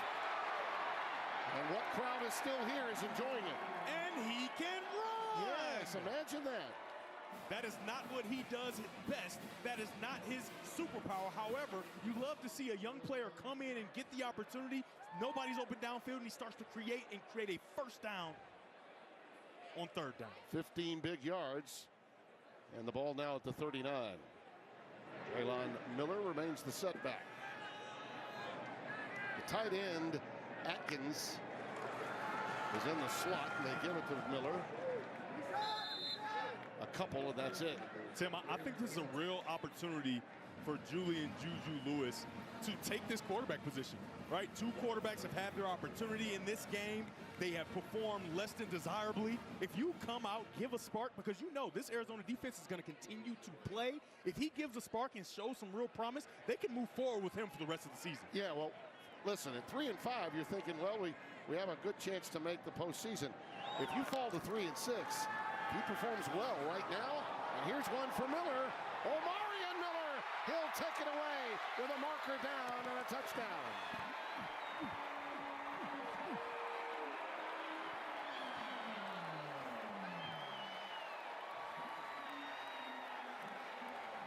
should be a PI against Arizona. Miller had to fight through that pass interference to make the play. That's my guess, but we'll hold on and see. Pass interference. Defense number 25. Penalty is declined. Resulting play is a touchdown. Yeah, Michael Dansby, the guilty party. Well, Mario Miller has not had his best night, and he's really a four-star talent on the receiving end here. He makes the touchdown catch. Hey, Tim, you remember that one thing I had said about his elite passing ability? Yes. Take a look at him just drop it in the bucket, and a nice job of Marion Miller continuing to fight, fingertip catch, and then he just trucks his way into the end zone. I'm just telling you, Tim, I've been a young player to come into a football game. It is difficult. That is a great job by Julian Lewis. Third longest Colorado play this year. Juju steps to the forefront. One series, 59 yards on the last play, 49 the rest of the game in the air for Colorado as a team, and he is obviously the third quarterback that we've seen.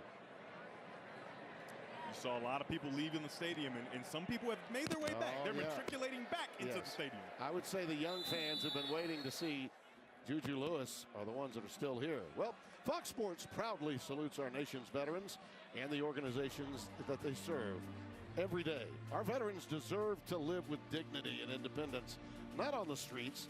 That is why we are making camo our cause this Veterans Day in support of the Honor U.S. Vets campaign. To donate and learn how you can help end veteran homelessness, visit go.fox/US Vets. Ismail Mahdi is in the backfield alongside Noah Fafita, who's put on a show tonight. And this one pops wide open. Mahdi good. And he's run out of bounds inside the 10 at the 7-yard line by Carter Stoppmeyer. Boy, you talk about just breaking free wide open. And no one, I mean absolutely no one on the left side, which would have been the field side on that play for Colorado. Yeah, I mean, he just does a nice job of pressing the hole and getting to the cutback. And he had a reservation for 6, but a nice job of Colorado to run him down before he can get to the end zone. He stays in the game. First and goal. Fafita.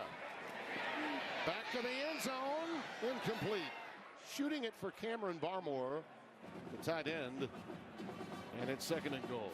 Tim, that's a good miss, and it's the first miss we've really seen truly from Fafita. Most of his incompletions have been throwaways, but that's a good miss because you've got really tight coverage from Colorado. You don't want to try to put that in position to get intercepted. You want to try to layer it over the top, not a lot of space, and it's basically a throwaway. Now, you got to be convinced, if you weren't before, that this Arizona team is a lot better than their 4-4 record. Oh, certainly. I mean, no question about it.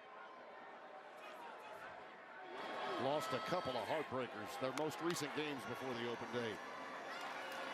Risano. Look at those legs churning. That'll be about a half-yard shy of the end zone in line. Kedrick Risano, second on the Wildcats in carries. He had just under 360 yards on the ground last year. Really more of a special teams guy, but boy, oh boy, he's been heard from some this season. Tied with the team lead and 3 rushing touchdowns coming into tonight's game.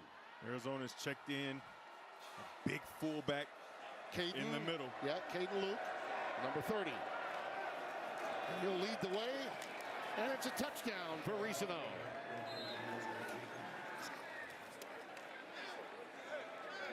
Caden came in to block, but there was no one there to block. He just provided a convoy here. Just follow the fullback. Follow the fullback. It's going to take you exactly where that ball is going to go, and it's an easy walk-in touchdown. Well, he actually did get a block, but it was about 3 yards into the end zone. Yeah, the play was essentially over. Anytime you got a neck roll, you can't go out there and not block somebody, no matter what's going on. Salgado-Manadina with the extra point.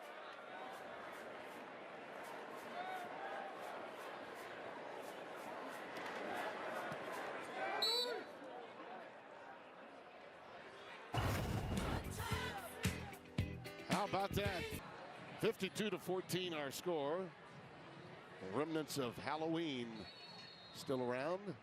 You look, a 7th touchdown drive of 3 minutes or fewer tonight for Brent Brennan's team. And Devin, I want you to go to work now. Let me see what I can do. Tonight's Good Hands moment is sponsored by Allstate, celebrating 20 years of the Allstate Good Hands Nets program. And how about the one bright spot for Colorado, Marion Miller with the extension, fighting through pass interference, a fingertip catch, and a touchdown on the biggest play of the day for Colorado. How was that, Tim? That was pretty good. All right. Yeah, you have a future. Have a future, huh? Hang around me, kid. You got a future. Dallin Hayden remains the setback, and we got Marcus down prior to the snap. Looks like a false start. Offense, number 4. 5-yard penalty. First down. Here's Josh. Well, Deion Sanders is known to bring in some big-time former players to speak to the team. And one that stuck out for Marion Miller was a visit from Randy Moss. Marion said the Hall of Famer has a similar body type, so he's able to get a lot of pointers from him. One of the biggest one is mossing guys. We saw that on the first touchdown. It's not a head tap, Devin. It's a moss. Oh. You know, Josh, I was trying to get the new lingo for Tim. That's Tim knows Moss. I know Moss, but the kids are saying head tap these days. Yeah. Well, I appreciate that. Yeah, I gotta get you right, man. I gotta get you right. I think they're saying 6'7" is what they're saying. I do not know what that means still. Instead of 98, they're saying 6'7". 6 or 7? 6'7"? I don't know. It's just. Am I old? You're getting there. Oh. Another few years with me, and you'll really be old. Juju taking his time, finally unloads it. You know, prior to his sophomore year in high school, Juju committed to USC and was then featured on the cover of Sports Illustrated as the youngest football player ever on the cover. And by early November, he decommitted from USC, committed to Colorado, USA Today's National Offensive Player of the Year in 2024. And listen, I'm sure everybody in his family and everybody that knows him well has been waiting for this moment for Pat Shurmur and Deion Sanders to give him his chance. A little success here and less time on social media will probably aid and abet him getting more playing time. Zach Atkins on the receiving end of that one. Yeah, he's going to have to jog off here with that third down completion. But how about this? In just 3 years in high school, 11,000 plus passing yards, 144 touchdowns, and then he reclassified forward like we talked about and was the Gatorade Football Player of the Year. I mean, that's exceptional, and I think he's earned more time. But like you said, he's got to get the other stuff because it's hard playing quarterback at this level. He had 3,094 yards passing, 48 touchdowns, 2 picks in his sophomore year of high school. Wow. Reeves will punt it away. They're coming for the block. They do not get it. High, end over end to Wysong. And a fair catch. And looks like, well, marker's down. Hello. Hello. Jake Jolivet, our producer downstairs. We've got a flag. Let's not run to the commercial just yet. Just yet. Holding. Receiving team number 8. 10 yards from the end of the kick. First down. Okay, now. Media timeout. Now you can roll the bump music. That's our final numbers on him as we close the book. And Tim, those numbers don't even tell how good he was today. Exactly. He was exceptional, and he gets a well-deserved curtain call. I mean, this could easily be a 6-1 football team, and the big reason why is because of that quarterback. No doubt about it. Craig, nothing doing this time. And by the way, I think we both may have, from time to time, said they were 4-4 coming in. Didn't mean to get ahead of ourselves. They're 4-3. They're 1-3 in conference play coming in. But they're well on their way to their 5th victory, which means 1 game away from bowl eligibility. And they could be a real spoiler the second half of the season for the top-tier teams trying to get into the college football playoff. They could, and Braden Locke is now in the game and comes from Wisconsin, and I think he did a really nice job. I think it's a mistake for them to lose him. Without a doubt. I think that they could really use him right now, and in Madison, but I like his talent. I like his poise. He was thrown into many games against Wisconsin and played well, and it's a really good get for Arizona moving forward. Yeah, he played 9 starts a year ago, or back in 23, I should mention, in Wisconsin. Took over the starting job with Tyler Van Dyke, now at SMU. Tore his ACL in the Badgers' 3rd game. And boy, we've seen Wisconsin, and yes, they could use him, without question. Quincy Craig remains the setback.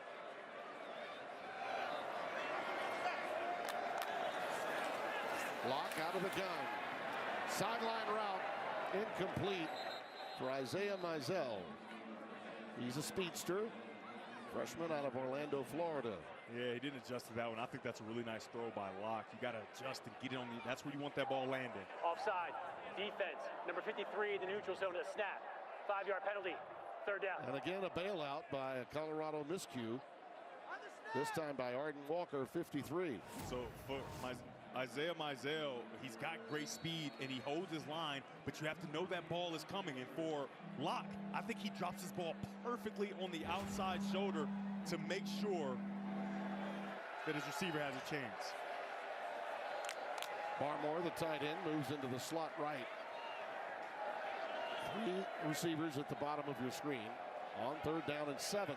Honestly, I go back to him. He's at the bottom of your screen with man-to-man coverage.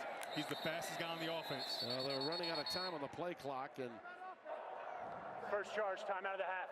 Arizona, 30 seconds. Brent Brennan recognizing that, got the quick timeout. And he's upset about it. Got to keep up with that play clock. That's, as they say, sometimes the worst thing that can happen to a team when they're ahead by that margin. Tim, look. Yeah. It better not be a naked buffalo out there. Well, the last time we were in Oregon, they had naked ducks out there. Yeah, I know. So, yeah. It's a trend. Yeah. We got Tim, you next. Here we go. No. Okay. We got 100,000. Pretty soon we'll have 100,000 Pat McAfees at all these games. Tim, you sure you don't want to do it? Yeah. I mean, that's I don't think he understands. They can't end the game day without McAfee taking his clothes off. The kid's parents said, listen, you better not take your shirt off. Here's an extra shirt. Yeah. It's a public service that I keep mine on, okay? 3rd down and 7. I'm always operating in the public interest. I agree. Craig remains the setback on 3rd and 7. Locke, incomplete. Gio Richardson, the intended receiver, he was engaged with the defender Preston Hodge, the nickelback, did not make it. There they all are. They're swarming. Yeah. It's going to be full. The next time we cut to that look, it's going to be full. Yeah. You too can be a studio host in college football one day. Hey, Tim, I don't know, but maybe we should send our good friend Jack over there. Yeah. Right?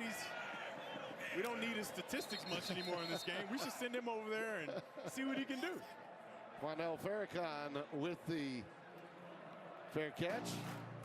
Mentioned it earlier, we got Fox College Football Friday under the lights in prime time.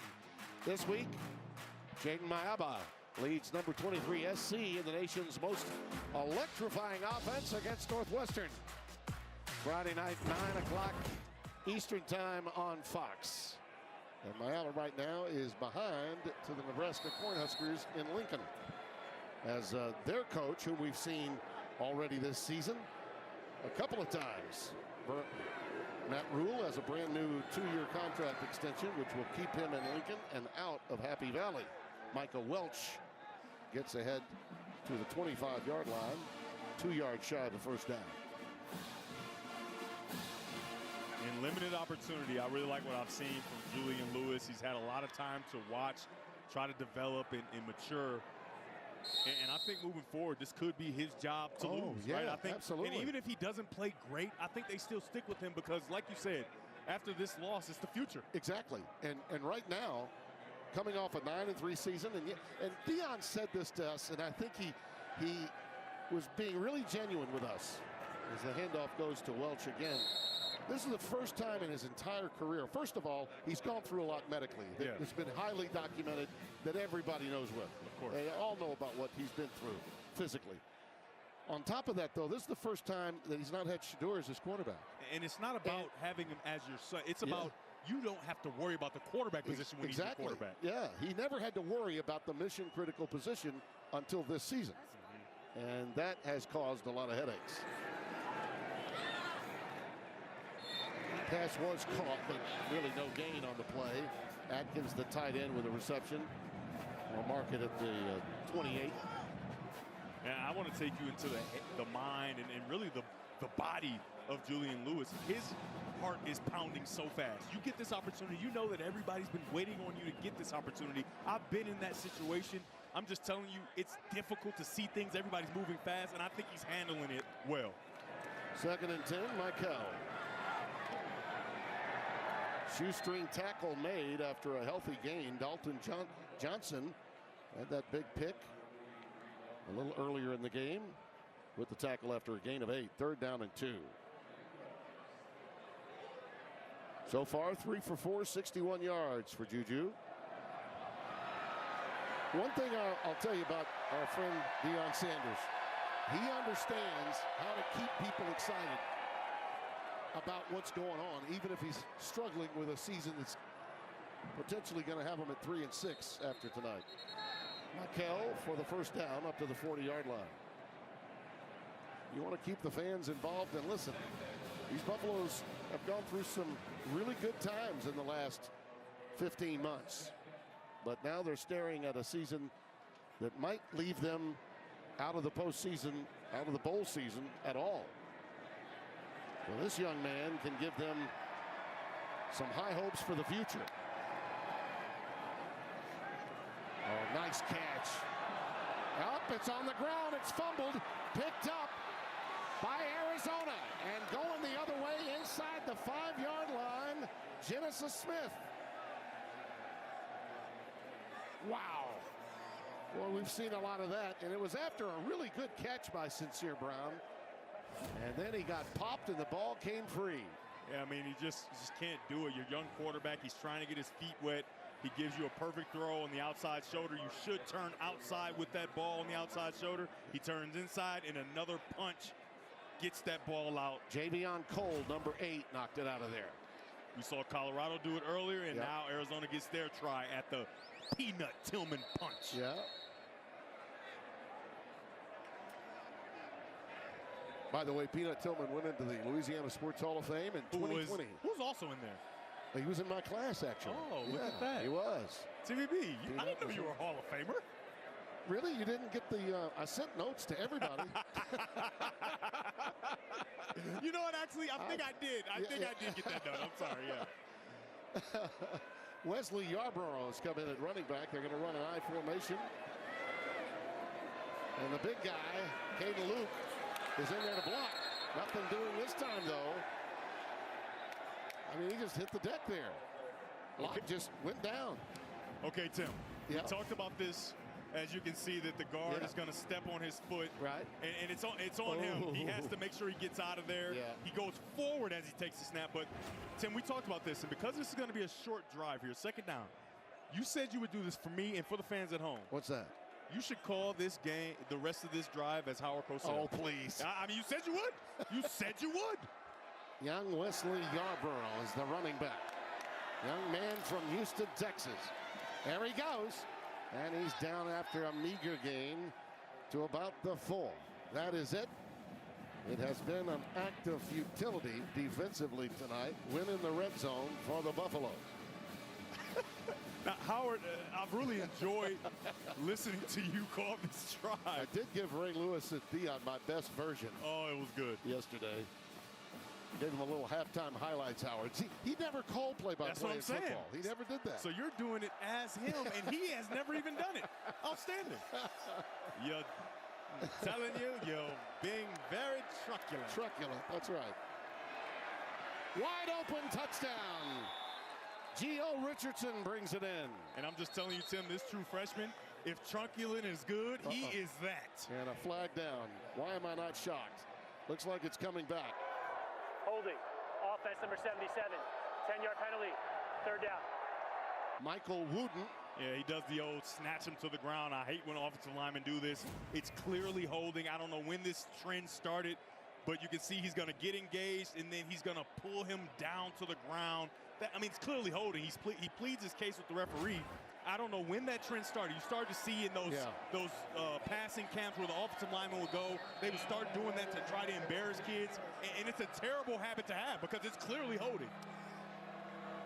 Quincy Craig checks back in. They go tricks to the bottom of your screen. And they flare it out to Craig. And he just runs out of terrain as Colorado strung it out. Preston Hodge, the nickelback, who's really played pretty well for the Buffaloes. There have been some individual performances that have been solid tonight. Now, Timmy B, you're just being truculent. I didn't know you could do Howard that way. I like Howard Cosell. That's my guy. Dion gave us all a lesson as to why Howard was so popular. He's my guy because we love Muhammad Ali. Yeah, absolutely. And he was good with Muhammad Ali, so he's good with me. Well, there'll never be another one, that's for sure. Oh, no.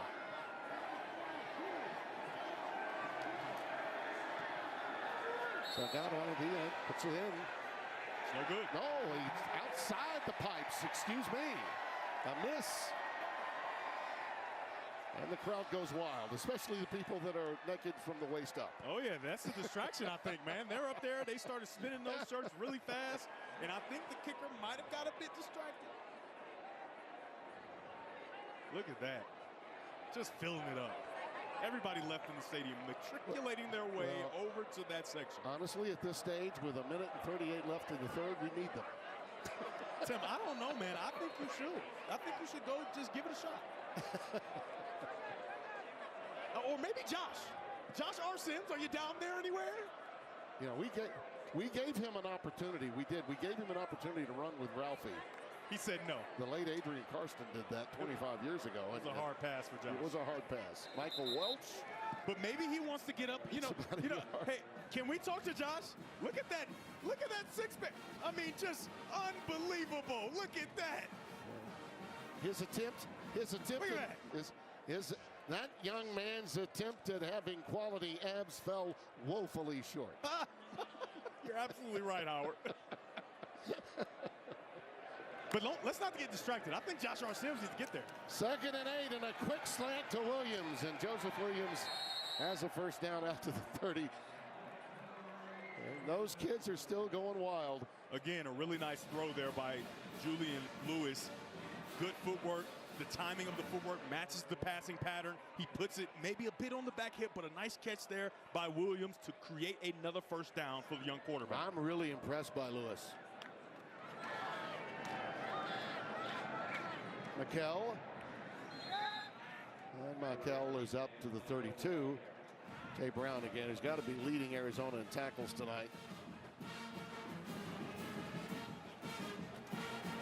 2nd down and 8. Time winding down here in the third.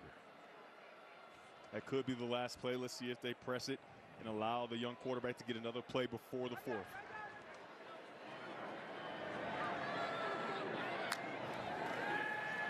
Lewis under duress, spins out. He's still alive back there. And now he lets it fly incomplete. Well, wow. He saved him a lot of yards right there. I mean, that's a heck of a play. It was. That is not his game, and he just spun out, found a way, but how about Andy Reid? He came out of the coaching gear, and he's calling plays. He's got his popcorn. I just love to see it. Happy Halloween, everybody. Yeah. There's a new thing out. It's called Ozempic. All right, Coach, well, you talked about how well Noah Fafita played in the first half of this game. Now you got Braden Lock-in. What do you want to see from him and the rest of the team as you try and close this thing out in the 4th? Yeah, I want to see us finish, right? It's a great opportunity for some of our young players and some of our players who don't get to play as much to get in there and get in the mix and make some plays, and I want to see that happen. Appreciate it, Coach. Good luck the rest of the way. Bear down. I love that. He gets a bear down in before the interview ends. Quentin Gibson was the intended receiver. That was a laser throw. Yeah, that was another nice throw. From Lewis. It really was. They'll have to punt it away, but boy. And not only that, it's the appropriate read, right? Yeah. You got man-to-man coverage. You want to get to your man beater, which is that slot fade. He doesn't complete the pass, but you love the confidence, seeing the defense and understanding what they're trying to do to you. So Greaves will punt it away. Luke Wysong is back deep.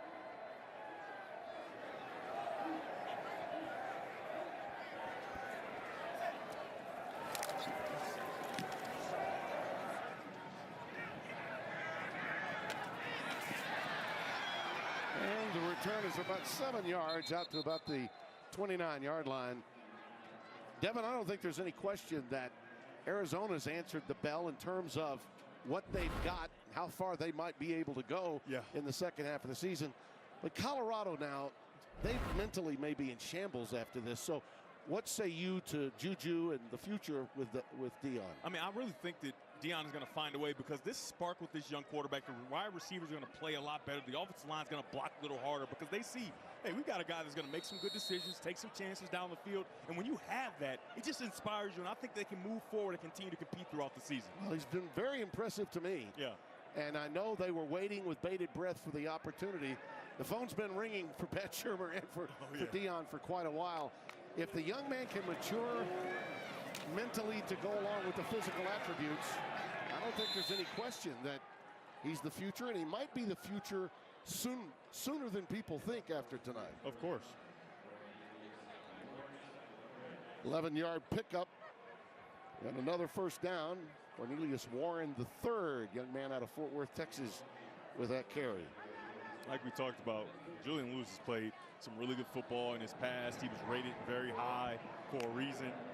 11,000 passing yards in just 3 years of high school football. That's incredible. And Warren again ahead to the 45-yard line.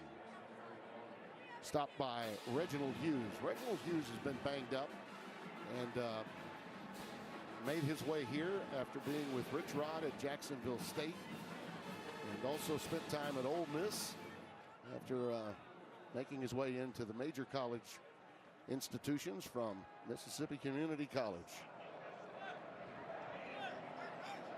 A lot of stories from those opportunities at Last Chance U. 2nd and 4. Look at this. Boy, he will not go down on the first crack, will he? Warren ahead. Going to be about 1.5 yards shy of the first down. And Tim, we've given a lot of credit to Noah Fafita, as he deserves, for his improvement as a quarterback this season, running, throwing the football. But I think a lot of credit goes to offensive coordinator Seth Dagey as well. I mean, he comes in and he said he wasn't really a coordinator that ran his quarterback, but when he had Braylon Braxton at Marshall, he said, I just absolutely have to, because he's such a talented runner. And he comes in and it's an off-season conversation with Noah Fafita. He says, listen, at some points when we can't get a run game, I would love to use you in the run game. And Noah Fafita was all about it. And you've seen his efforts paying huge dividends, because his play is exceptional for the Wildcats. Looks like we're going to have a timeout taken by Arizona. Second charge, timeout of the half. Arizona, 30-second timeout. Media timeout. With you. Braden Locke remains in at quarterback. Wesley Yarborough the setback. And Yarborough takes off. Nothing doing this time against the Buffaloes defensive front. Stopped. It's 3rd down and short. They get the first down. Just enough for the first down, so move the chains. You know, listen, Deion Sanders has as much of an understanding and self-awareness as any star player I ever met. And as a coach, he views the profession as a calling. He really does. If you've ever spent time with him, you know that to be true. And these are difficult times when leadership matters more than ever. Wesley Yarborough gets it ahead. And there's no doubt in my mind he'll take all the heat. And that's one of the great things about being a player for him, is no matter how poorly you might play, he takes on all the heat. Yeah, he'll shield you from it. Absolutely, because he understands that his persona has always been polarizing, and that's part of his MO. He wants that to be the case. And in his defense, I'm just telling you, Caden Salter was not a prime-time performer tonight. No. He just wasn't able to see it well. He was in position to make some plays, and it just was bad football.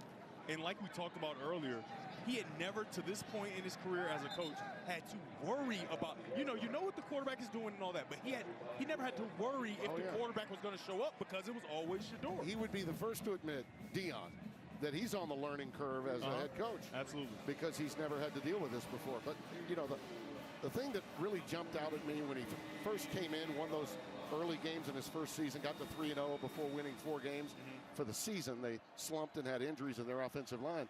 But last year, they get to 9-3, tie for first place, but because of the tiebreakers, did not compete for the championship of the Big 12. This pass is almost intercepted. Yates had a shot at it, but you started hearing chirping from people saying he may go to the NFL. He may go to a bigger job one day. Go ahead.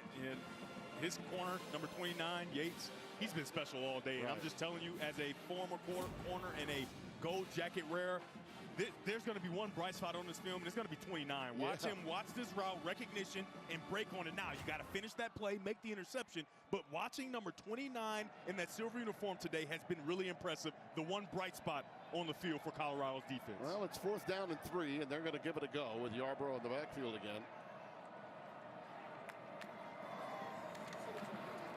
Out pattern, and it was overthrown and incomplete. Intended for Gio Richardson.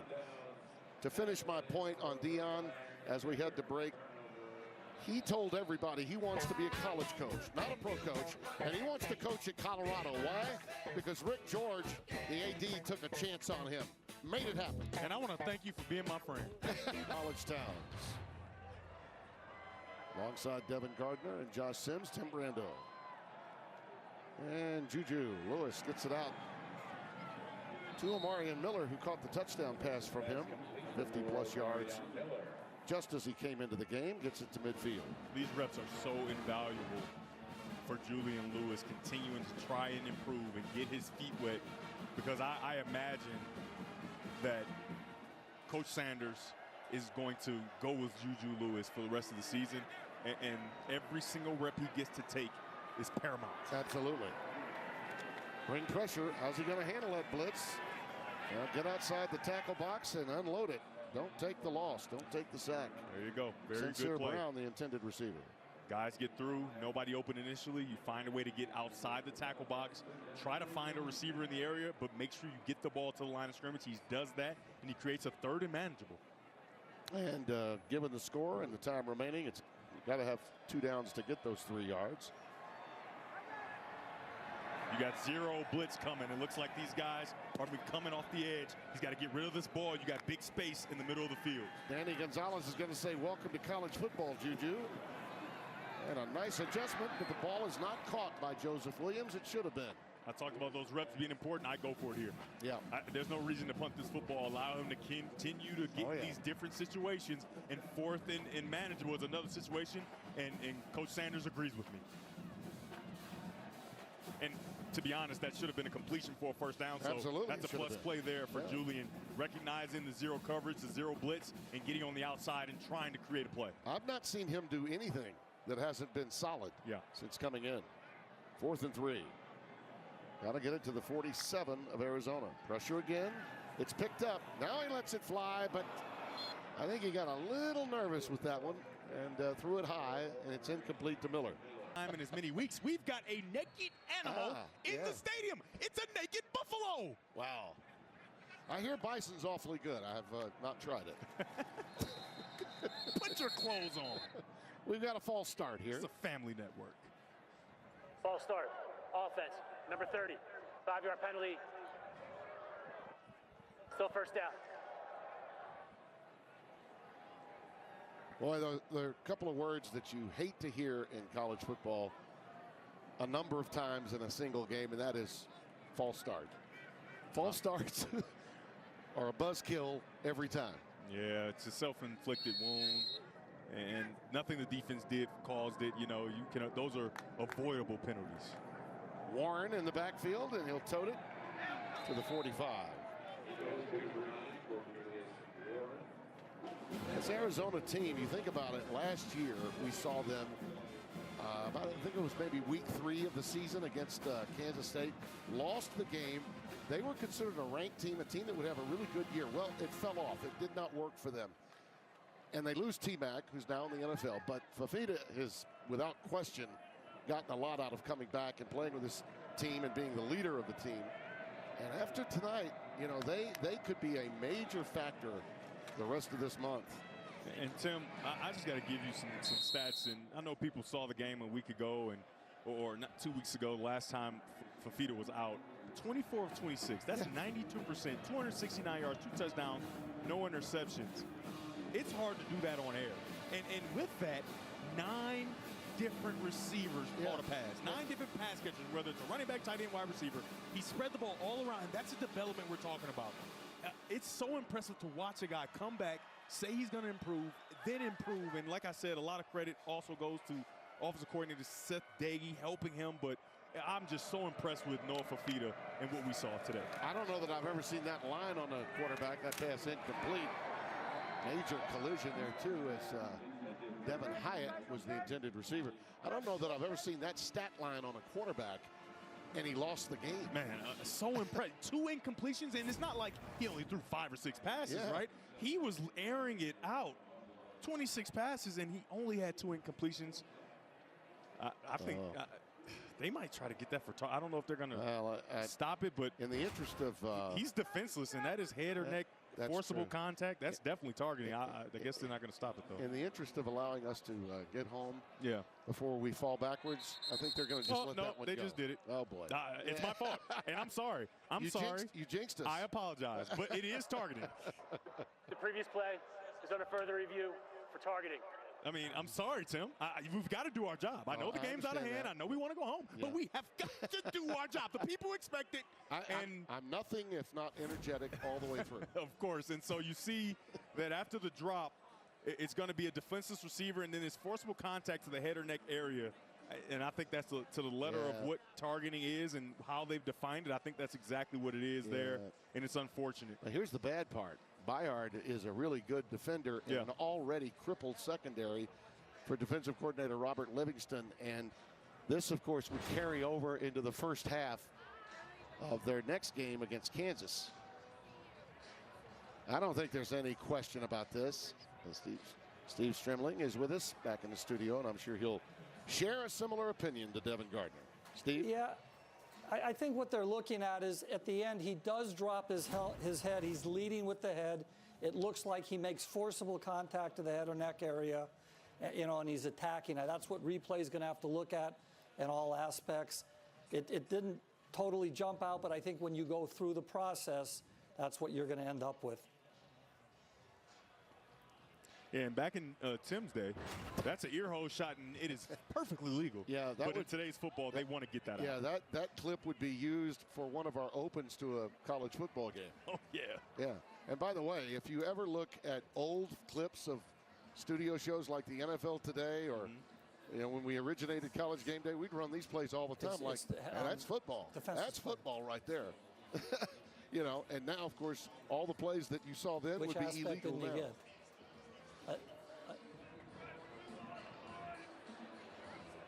Bayard, they need him next week. They need anyone that's got experience in that secondary.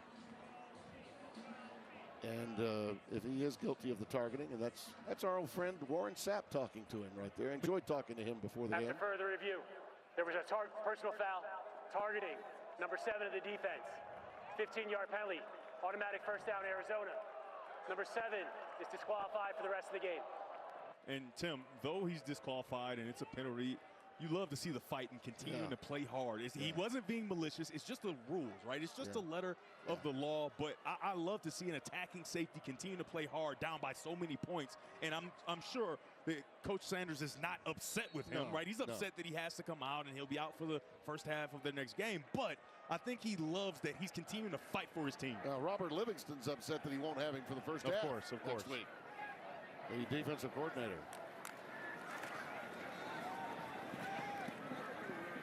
Yarborough gets ahead, keeps the legs churning, gets ahead for 2. By the way, we were talking about Warren Sapp a moment ago. He had the stocking hat on. Before the game, we saw him, and I turned to him because I've known him as long as I've known Dion, and I said, "You look like Mr. T." He's got the mohawk. He's got the mohawk. And not goodness. like the faded new style mohawk. He's got the skin on the side of the head mohawk. He does. Second down and 7.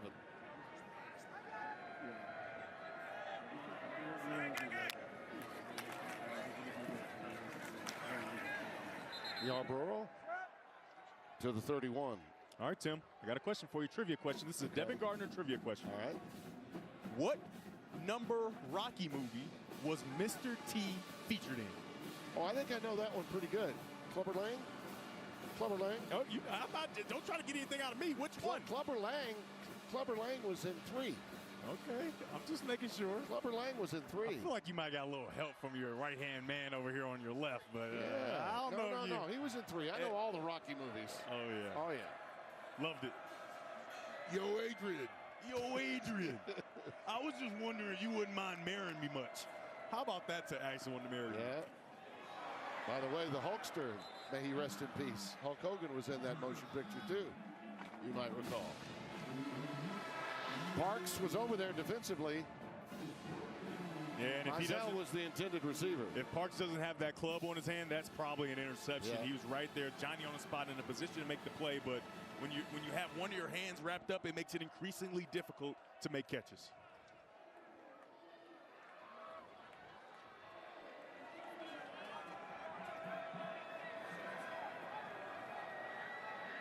Fourth down, they need to make the 26-yard line for the first down. Blocked, that ball's tipped into the air, blocked. Could have been picked. They're going to rule that a fumble? I guess they may. It's picked up and it's being carried all the way to the end zone by Colorado. Reggie Hughes, a touchdown. Well, this is going to be one of those we'll debate. Was the arm moving forward? Was the ball in a throwing motion? Yep, does he have control of the ball with his arm moving forward? That arm is, nope. I mean, No. The flick of the wrist, they may say that flick of the wrist maybe did have it, but for me, that's a fumble, right? He did not try to throw that football. He may get the benefit of the doubt, but when that hand stopped because of another hand hitting it, I think that's no control, and I think that should be a touchdown for the Buffalo. Keaton Wade, 27, is the guy that got to him, hit that arm. Again, I'm with you. As much as the score is so lopsided, you just love to see guys continuing to fight. They are not laying down, and you expect that from a Deion Sanders coach team. Yeah, and that's a 56-yard return, at least for Ruling on now. the field of a fumble is under further review. Yeah, I think this could go either way, but in my estimation, I think that should be a fumble, but they could switch it. Well, I mentioned earlier, Reginald Hughes has been around for a while. Played for Rich Rod at Jacksonville State most recently, before Rich Rod took the job at West Virginia. All right, again, by rule. Yeah, I think he loses control right when his hand is hit. When his forearm gets hit, he loses control, and then his hand starts to go forward. So that's a clear fumble in my opinion. But how about big number 50, Hughes, grabbing that ball off the turf and taking it to the end zone? That's a great moment for him. Youngster out of Tunica, Mississippi. If you've ever spent some time in Tunica, you know there are some places that you can go and enjoy yourself well after midnight. And young defensive ends at home, like I talked about early in the game, when you get to the quarterback, go get that football. Go get the throwing arm of the quarterback, and good things can happen. There's Warren talking with Dion there. You know, the conversation that he had with Ray this week, Ray Lewis, and he talked to the team, obviously. He mentioned without question that one of the things Lewis is considering is getting into coaching. And that's another thing that Dion is doing, bringing in these guys, young players who know who these guys are. Yeah. I mean, you talk about the ability to mentor. After further review, the quarterback's hand was going forward. Therefore, we've got an incomplete pass. It was fourth down. Colorado was ball on 1st and 10. You know, for me, a play like that where you don't need a bunch of angles, you can just see it happen. If it takes that long, you should stay with the call that's made on the field.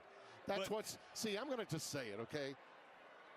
We have, in my opinion, both with targeting and with replay, a broken system. It's got to be looked into. And now with the new College Football Association and getting away, they lost the ball on downs, obviously. But here's the point.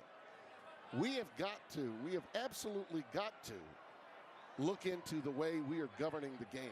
We had a long stoppage there in a game that's completely out of hand. And why? Absolutely why? Now Tim. No, I'm just telling the truth. Terry's watching and she's saying, now Tim. Don't you take it off your lawn. Wide receiver screen to Miller out of the backfield. And I just want to give a quick, hey, Terry, to Terry Brando, who I'm sure is up still watching. Yeah. We can always count on the folks at Chateau Brando still with us. Well, I'm just telling you, everybody at home, if you get tired of Tim Brando, anytime you don't have to hear from him, it's because Terry told him to stop. So thank her. Michael, he may have lost a half yard on that play. It'll be a long one ahead on third down. But I'm not the only guy saying this. With the future of college football where it is and all the changes that we've gone through, one of the major things that has to happen is we need football people making football rules. And they need to be uniform and universal. Third down, a yard to go. Now, Tim, I'm a little bit disappointed in you as Colorado tries to pick up this first down. You would expect they'll go for it. But I'm a little bit disappointed in you. And then there's going to be an extra penalty, so they'll probably punt it away. More time for us to talk. But I'm a little disappointed in you because this game's out of hand. And we're getting close to the end of the year. The playoff committee, they're picking the teams next week. And I haven't heard the words pure playoff privilege from you one time. I haven't heard it. You will. I'm a little disappointed. Who are you? I don't even know who you are anymore. I really don't. Well, I am a little bit kinder, gentler, yours truly, now that I'm with you. I tend to defer to 98 a little bit more as time goes on. I'm keeping you nice, but it's still in there, though. It's in there. Get me into about the second or third week of the playoff standings. After the play was over, personal foul, unnecessary roughness, number 52 of the defense, offense, 15-yard penalty, fourth down. Yeah, just a bad penalty. Just extracurricular after the play. I mean, you've had all game to fight, and when the play's over, it's not the time to do it. Yeah, a lot of frustration. I get all that. I do. See, what happens, to your point about the playoff, is they have these stupid Tuesday shows where they have to give the standings every week. We don't need to know until it's time to pick the 12 teams. True. You know, this isn't the NCAA basketball tournament committee. But Tim, it's good TV, isn't it? Oh, yeah. I feel for those guys. I feel for Reese Davis having to do that show.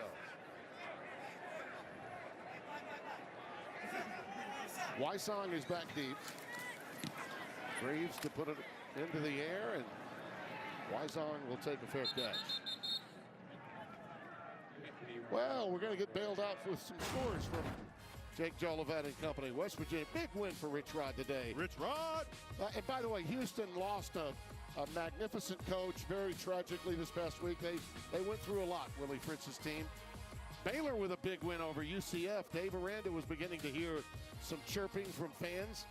So a nice one for him. Lance Leipold and the Jayhawks get past Oklahoma State. Texas Tech, again, answers the bell against a team that you might have thought would be a spoiler at home in Manhattan. And how about that win for Kenny Dillingham, who, by the way, after the game said he's giving his team the whole week off after what all they've been through, the loss of Levitt, the emotional ups and downs of their season. Just after the game, he said, you know what, let's let these guys get away from the game for a little while. In this conference, the Big 12 just continues to be the most competitive conference. And I'm going to even go this far and say in all sport. I mean, anybody on any given Saturday or Friday can win these football games. And it's so impressive to see how competitive it is. Now, with the playoff committee coming and all that, you sometimes fall short because of the competitiveness of the league. But I think you should be rewarded for such a competitive league. Agreed. By the way, Cincinnati and Utah are just getting started. That's a very important game for the conference. Ball's out. Ball's out, and it is it Reggie again? Yes, it is. Reginald Hughes is on top of it. And the Buffaloes have it again. You wouldn't know the score is 52-14 if you watch number 50 right now. Of course not. And like I talked about, this team continues to play hard. It would be so easy for Colorado, this defense, the offense, to just shut it down, let these running backs just run free. But you can see the fight continuing for the Colorado Buffaloes. And as much as Deion is disappointed in the way that this game has gone, I can tell you that's something that he can be proud of. Yeah. And 50 Hughes, he continues to find a way to get the football. Stockmeyer knocked it away. Number 23 for the Buffaloes defense. Play fake. Juju Lewis makes the adjustment. That throw is caught at the 25-yard line by Miller. It's pretty clear Omarion Miller is number 10's favorite target since he's come into the game. A gain of 11. And I think it's really smart because he's really talented. He talked to Randy Moss earlier in the season. Josh R. Sims let us know that. And obviously he's not Randy Moss, but he has a lot of those same tools: length, speed, the ability to go up top and catch the football. So it's a good favorite target to have if you're Julian Lewis. Out of the shotgun. Good blitz pickup. That pass incomplete. Was it intercepted? Yes, on a tip drill. It is picked by Michael Dansby. But Tim, is going to be a hold. The reason the ball was errant is because it was thrown with anticipation. The defensive back held the wide receiver, and so even though he held him, he still was able to get hands on the football. So again, that's a really nice throw by Julian Lewis. Defense number 23, 10-yard penalty, automatic first down. Yeah, it was Gavin Hunter, 23, that. This is going to be a really nice throw. You can watch right in the middle of your screen there. A nice route there, and he pulls him. That ball's already halfway there, and so the timing is messed up because of the hold. So good thing they took that interception off the board, because you don't want Julian Lewis coming out of this game with an interception that's not his fault. Yeah, take the interception off. 8 of 16, 104 yards and a touchdown now. Miller remains the setback. He'll tote it right here. Gets down inside the 10. I want to finish a quick point about the playoffs in the Big 12 for a second. That win by Texas Tech today was huge, because if they can hold serve and BYU can hold serve, if you're telling me that Texas Tech with one loss is playing BYU in the Big 12 championship game, one is undefeated, one has one loss, I think both teams get to go. Your chance at getting two teams out of this league is through BYU and BYU and Texas Tech holding serve. Miller, nothing there. Well defended. Big fellas that are getting some extra playing time. It's Zach Zalapua, defensive lineman, making the play. He does a nice job just getting across the face of the center, and he's unevaded to the runner to get him to the ground. A little deeper into that depth chart here in the late going. Way deep in those names. I don't envy you, Tim. Yeah. Did you say the name? I'm just going to say he. Right after you say the name. Well, I did my best. He's a very fine Polynesian young man. That's well down on the depth chart at this stage. Miller, the intended receiver. And it's fourth down. You agree with my point about Texas Tech and BYU, potentially? Absolutely. I think that they've proved this season, especially BYU, that they are a force to be reckoned with. And so should they be punished if they lose in the Big 12 championship? I don't think so. And for a Texas Tech, they've proven that up front they can play with anybody in the country, especially defensively. And so when you have that, and they have that record where if they win the Big 12 championship or not, they only have 2 losses. I just don't think you can keep them out, but we've seen crazier things. They're going to give Alejandro Mata a chance for a 31-yard field goal here on fourth down. And he gets it through. Yeah, well, if BYU keeps winning and Bear Bachmeier keeps on toting and getting the job done. Let's talk about, he's a true freshman. Oh, my gosh. I mean, his resolve, his ability to just have courage in the face of adversity. And in the game against Arizona, he didn't play perfect, right? He made some mistakes, and he just didn't flinch. It's unbelievable to see a true freshman with that kind of poise and resolve.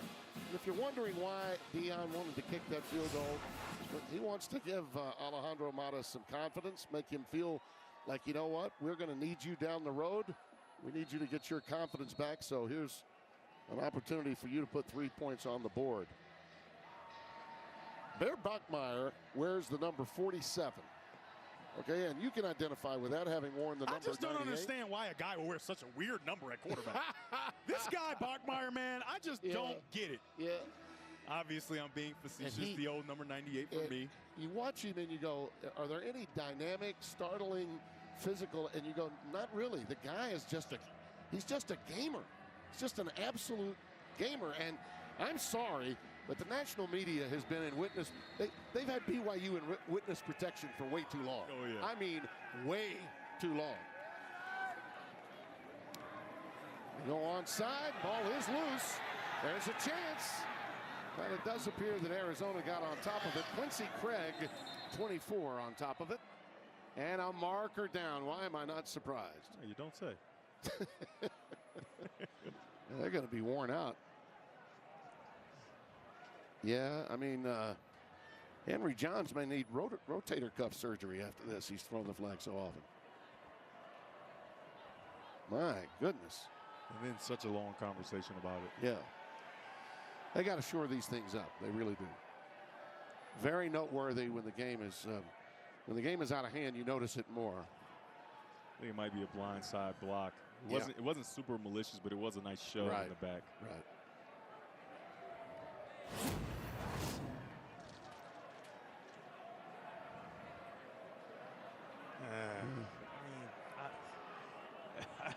Play on. I will let that one go. I think it's a play on. I'm sorry. I think it's a play on. There were 2 fouls on the play. Oh, there are 2 of them. Both committed by the receiving team. Offside. Receiving team. Penalty is declined. Personal foul. Illegal blindside block. Number 83. 15-yard penalty. Re-kick. And we got a re-kick now. It gives me opportunity to let you know, special teams coordinators all around the country, they tell their special teams, nothing good happens on a re-kick. So I'm going to get on the table here and say, Colorado might get this ball back. Yeah. Well, why not? Nothing good happens on a re-kick. It's usually for longer kicks because guys are tired if you have to re-kick it. Yeah. However, I'm going to apply it to this as well. Yeah. This is what we in TV call first guessing. Colorado gets the ball here. You did go to those early broadcasting seminars when you were coming out of college, didn't you? I did not. They just threw me right in the fire, man. Look at that.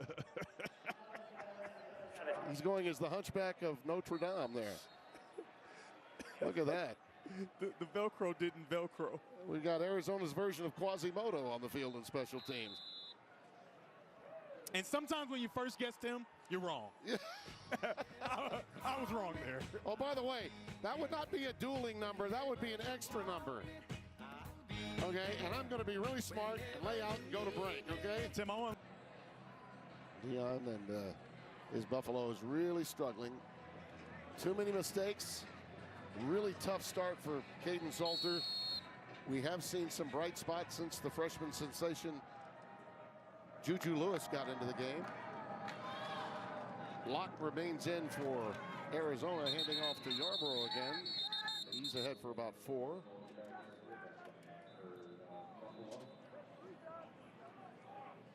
Well, you talk about an important game and another team that no one's really been talking about. How about Sorsby and the job he's done at Cincinnati? I mean, I thought last year that he was a year away. Last year he showed real flashes of ability to just create with his legs, dynamic as a runner. I think in one game, I called him Vanilla Vic, right? I mean, he showed great poise, and it just, you had to take that next step as a passer. He was a great thrower, but as a passer, he had to take that next step, and I think he's done that, and you're seeing the results of hard work over the offseason. I'm really impressed with his development. Since you said that, I'm going to ask you a question, totally random, but we talk about 98 all the time. I expect that from you. We talk about 98 all the time. Now, I know that it was out of love and respect for the incredible, talented Tom Harmon. Yes. The greatest of his time. Of course. And, of course, the father Michigan's first Heisman of Mark Trophy Harmon. winner. It was a first Heisman Trophy winner. And all-around great human. Absolutely. Yeah. All right, but what I don't think a lot of people know is why you chose to go to that number. Why was it you that went to 98? Well, could have been a lot of other people. I'm going to just be completely honest, Tim. When they presented it to me that the family thought that I was worthy enough to wear the jersey number of their father, the family brought they it chose me, and I was against it, man. I'm like, what? 98? Of course, I'm not doing that. Right. And guess who I called? I called Denard Robinson, and I said, man, you won't believe what they're trying to get me to do. And he said, what? You better do that. Oh yeah. He said, you wear that number, you play well, they will never forget you. That's true. And now I'm sitting on this stage with Tim Brando, and every broadcast you started with, I'm right here with old 98. With 98. So I have to thank Denard for that. Well, there you go. And obviously Mark Harmon, who right now, if I send Mark Harmon a text, he'll text me back. And we're going to go to his alma mater. That's right. Do you know when Mark Harmon was quarterbacking at UCLA for Tommy Prothro, the Bruins were actually running the wishbone in the 70s? That's crazy. Like, I was a freshman in college in 75. He's running wishbone in 1975. Tim, I don't know if I told you the story about my experience the night I got number 98, and it's kind of a funny story. I'd love to hear it. So Mark Harmon comes, and the family's there, and I'm meeting him for the first time. I've never seen NCIS. I have no idea what the show is. So I see him. That doesn't surprise me. I see him for the first time, right? His family's all there, and I say, oh, my goodness. You're the dad from Freaky Friday, a Disney movie that I absolutely love, and he bursts out laughing. Oh, his family is laughing, and I'm like, wait, did I say something wrong? Yeah. And he says, well, that's not my best work. And then later I find out that NCIS is like a world famous show. Everybody loves it. Yeah, there have been only like 3 spinoffs. Yeah, and I remember NCIS New Orleans. I mean, I could go on. And a year later, we did a Make-A-Wish kid at Michigan. Right. And this kid was a big fan of NCIS. I found it out, and at the very moment I found it out, I said, well, I wonder if Mark will answer the phone. I call him. He talks to the kid, and he sends him copies of all the show. I mean, amazing person, just like his father. Since we just learned, by the way, if you're wondering how this came up, during the break, Devin and I were informed we will be at UCLA, and it'll be your first trip to the Rose Bowl. My first trip. That's a bucket lister. I'm here to tell you, I don't care how many fans show up, it's still a bucket lister. And I get to do it with, guess what? Hall of Famer, Tim Brando. But were you aware also that Mark Harmon was the first sexiest man alive in People magazine? It's not something I was researching. I did not know that. Yeah, he was the first ever sexiest man alive. I don't know why you know that, but that's cool. I mean, I don't know. You came in second that year, didn't you? Yeah, right, sure. They did a Cable magazine version. Oh, Pop-Tarts. Oh, look at that. I love a good Pop-Tart, especially I like my filling to be red. I don't like the chocolate and cinnamon and all that garbage. Give me the red filling. I'm sort of an apple guy myself. Juju Lewis, boy, every pass is just a dart. This one is complete to Farrakhan Jr. for first down. And Tim, when he first got in the game, what did I say? His ability to pass the football is his strength. And obviously on that drive, he picked up a first down with his legs. Yep. You can see him shaking out that right hand, but his passing ability is something that they were super excited about when he got there. And you know, he just has to figure out all the other stuff, but hopefully that hand is, well, it's not okay because he calls a timeout, takes a knee there. He's bending those fingers back. He is. That's unfortunate. Well, you don't want that to happen, that's for sure. Of course. He's playing so well. He's gaining confidence with every single throw.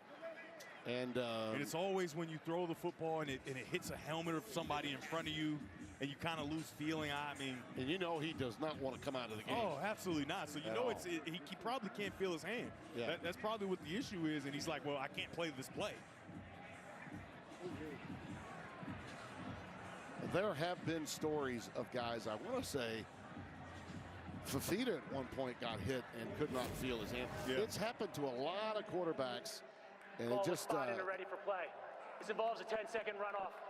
Please set the clock to 53 seconds. It's a great job. 5-3. Nothing happens. Clock will start on my whistle. Nothing happens there. I don't see anything. The ball just comes out and nobody hit him. It doesn't look like. Maybe on the handoff. I'm not sure. It was a really nice job of him riding that all the way in there. But I mean, it doesn't look like anything is obvious that will make him have to come out of the game. But he did. He does. He did. And they were feeling Dominic Ponder that came in for him, number 22. They were feeling for feeling, right? To see if he can feel it. Yeah. Well, let's just hope he's okay and can play next week, because that's the one silver lining on a dark, dank, gray evening in Boulder, Colorado. And a big-time sack for the big fella just into the game. There you go, Tim. Come on. Yeah, Zach Ziapella. Yeah, Ziapella. Ziapella makes the play. I like the way you did that. I like the time that you took. You know, the poise of a veteran. To read it first a few times before you say it. Needless to say, as big as my West Coast offense and defense chart is, he was not on it. So Brett Bender working overtime Now, Tim, with the flip card. as much as we're talking about Julian Lewis earning reps, Yeah. number 96, Zach Siapella, watch him in the middle of your screen just bull over the guard. He doesn't get to the quarterback, but I'm telling you, you can do that. I think you can play. And by the way, that is Yaya Atia that he went right over. He's all of 6'4", 340 Man, for Colorado. let's just keep an eye on 96. Yaya got Yaya'd. And Ponder will mercifully bring this one to an end. 52-17, and boy, what a nice win for Brent Brennan and the Arizona Wildcats. They moved to 5-3, and the Buffaloes fall to 3-6. But that young man, hope that hand is feeling good overnight and into next week. Devin, enjoyed it. We'll see you in Pasadena next week. The Bruins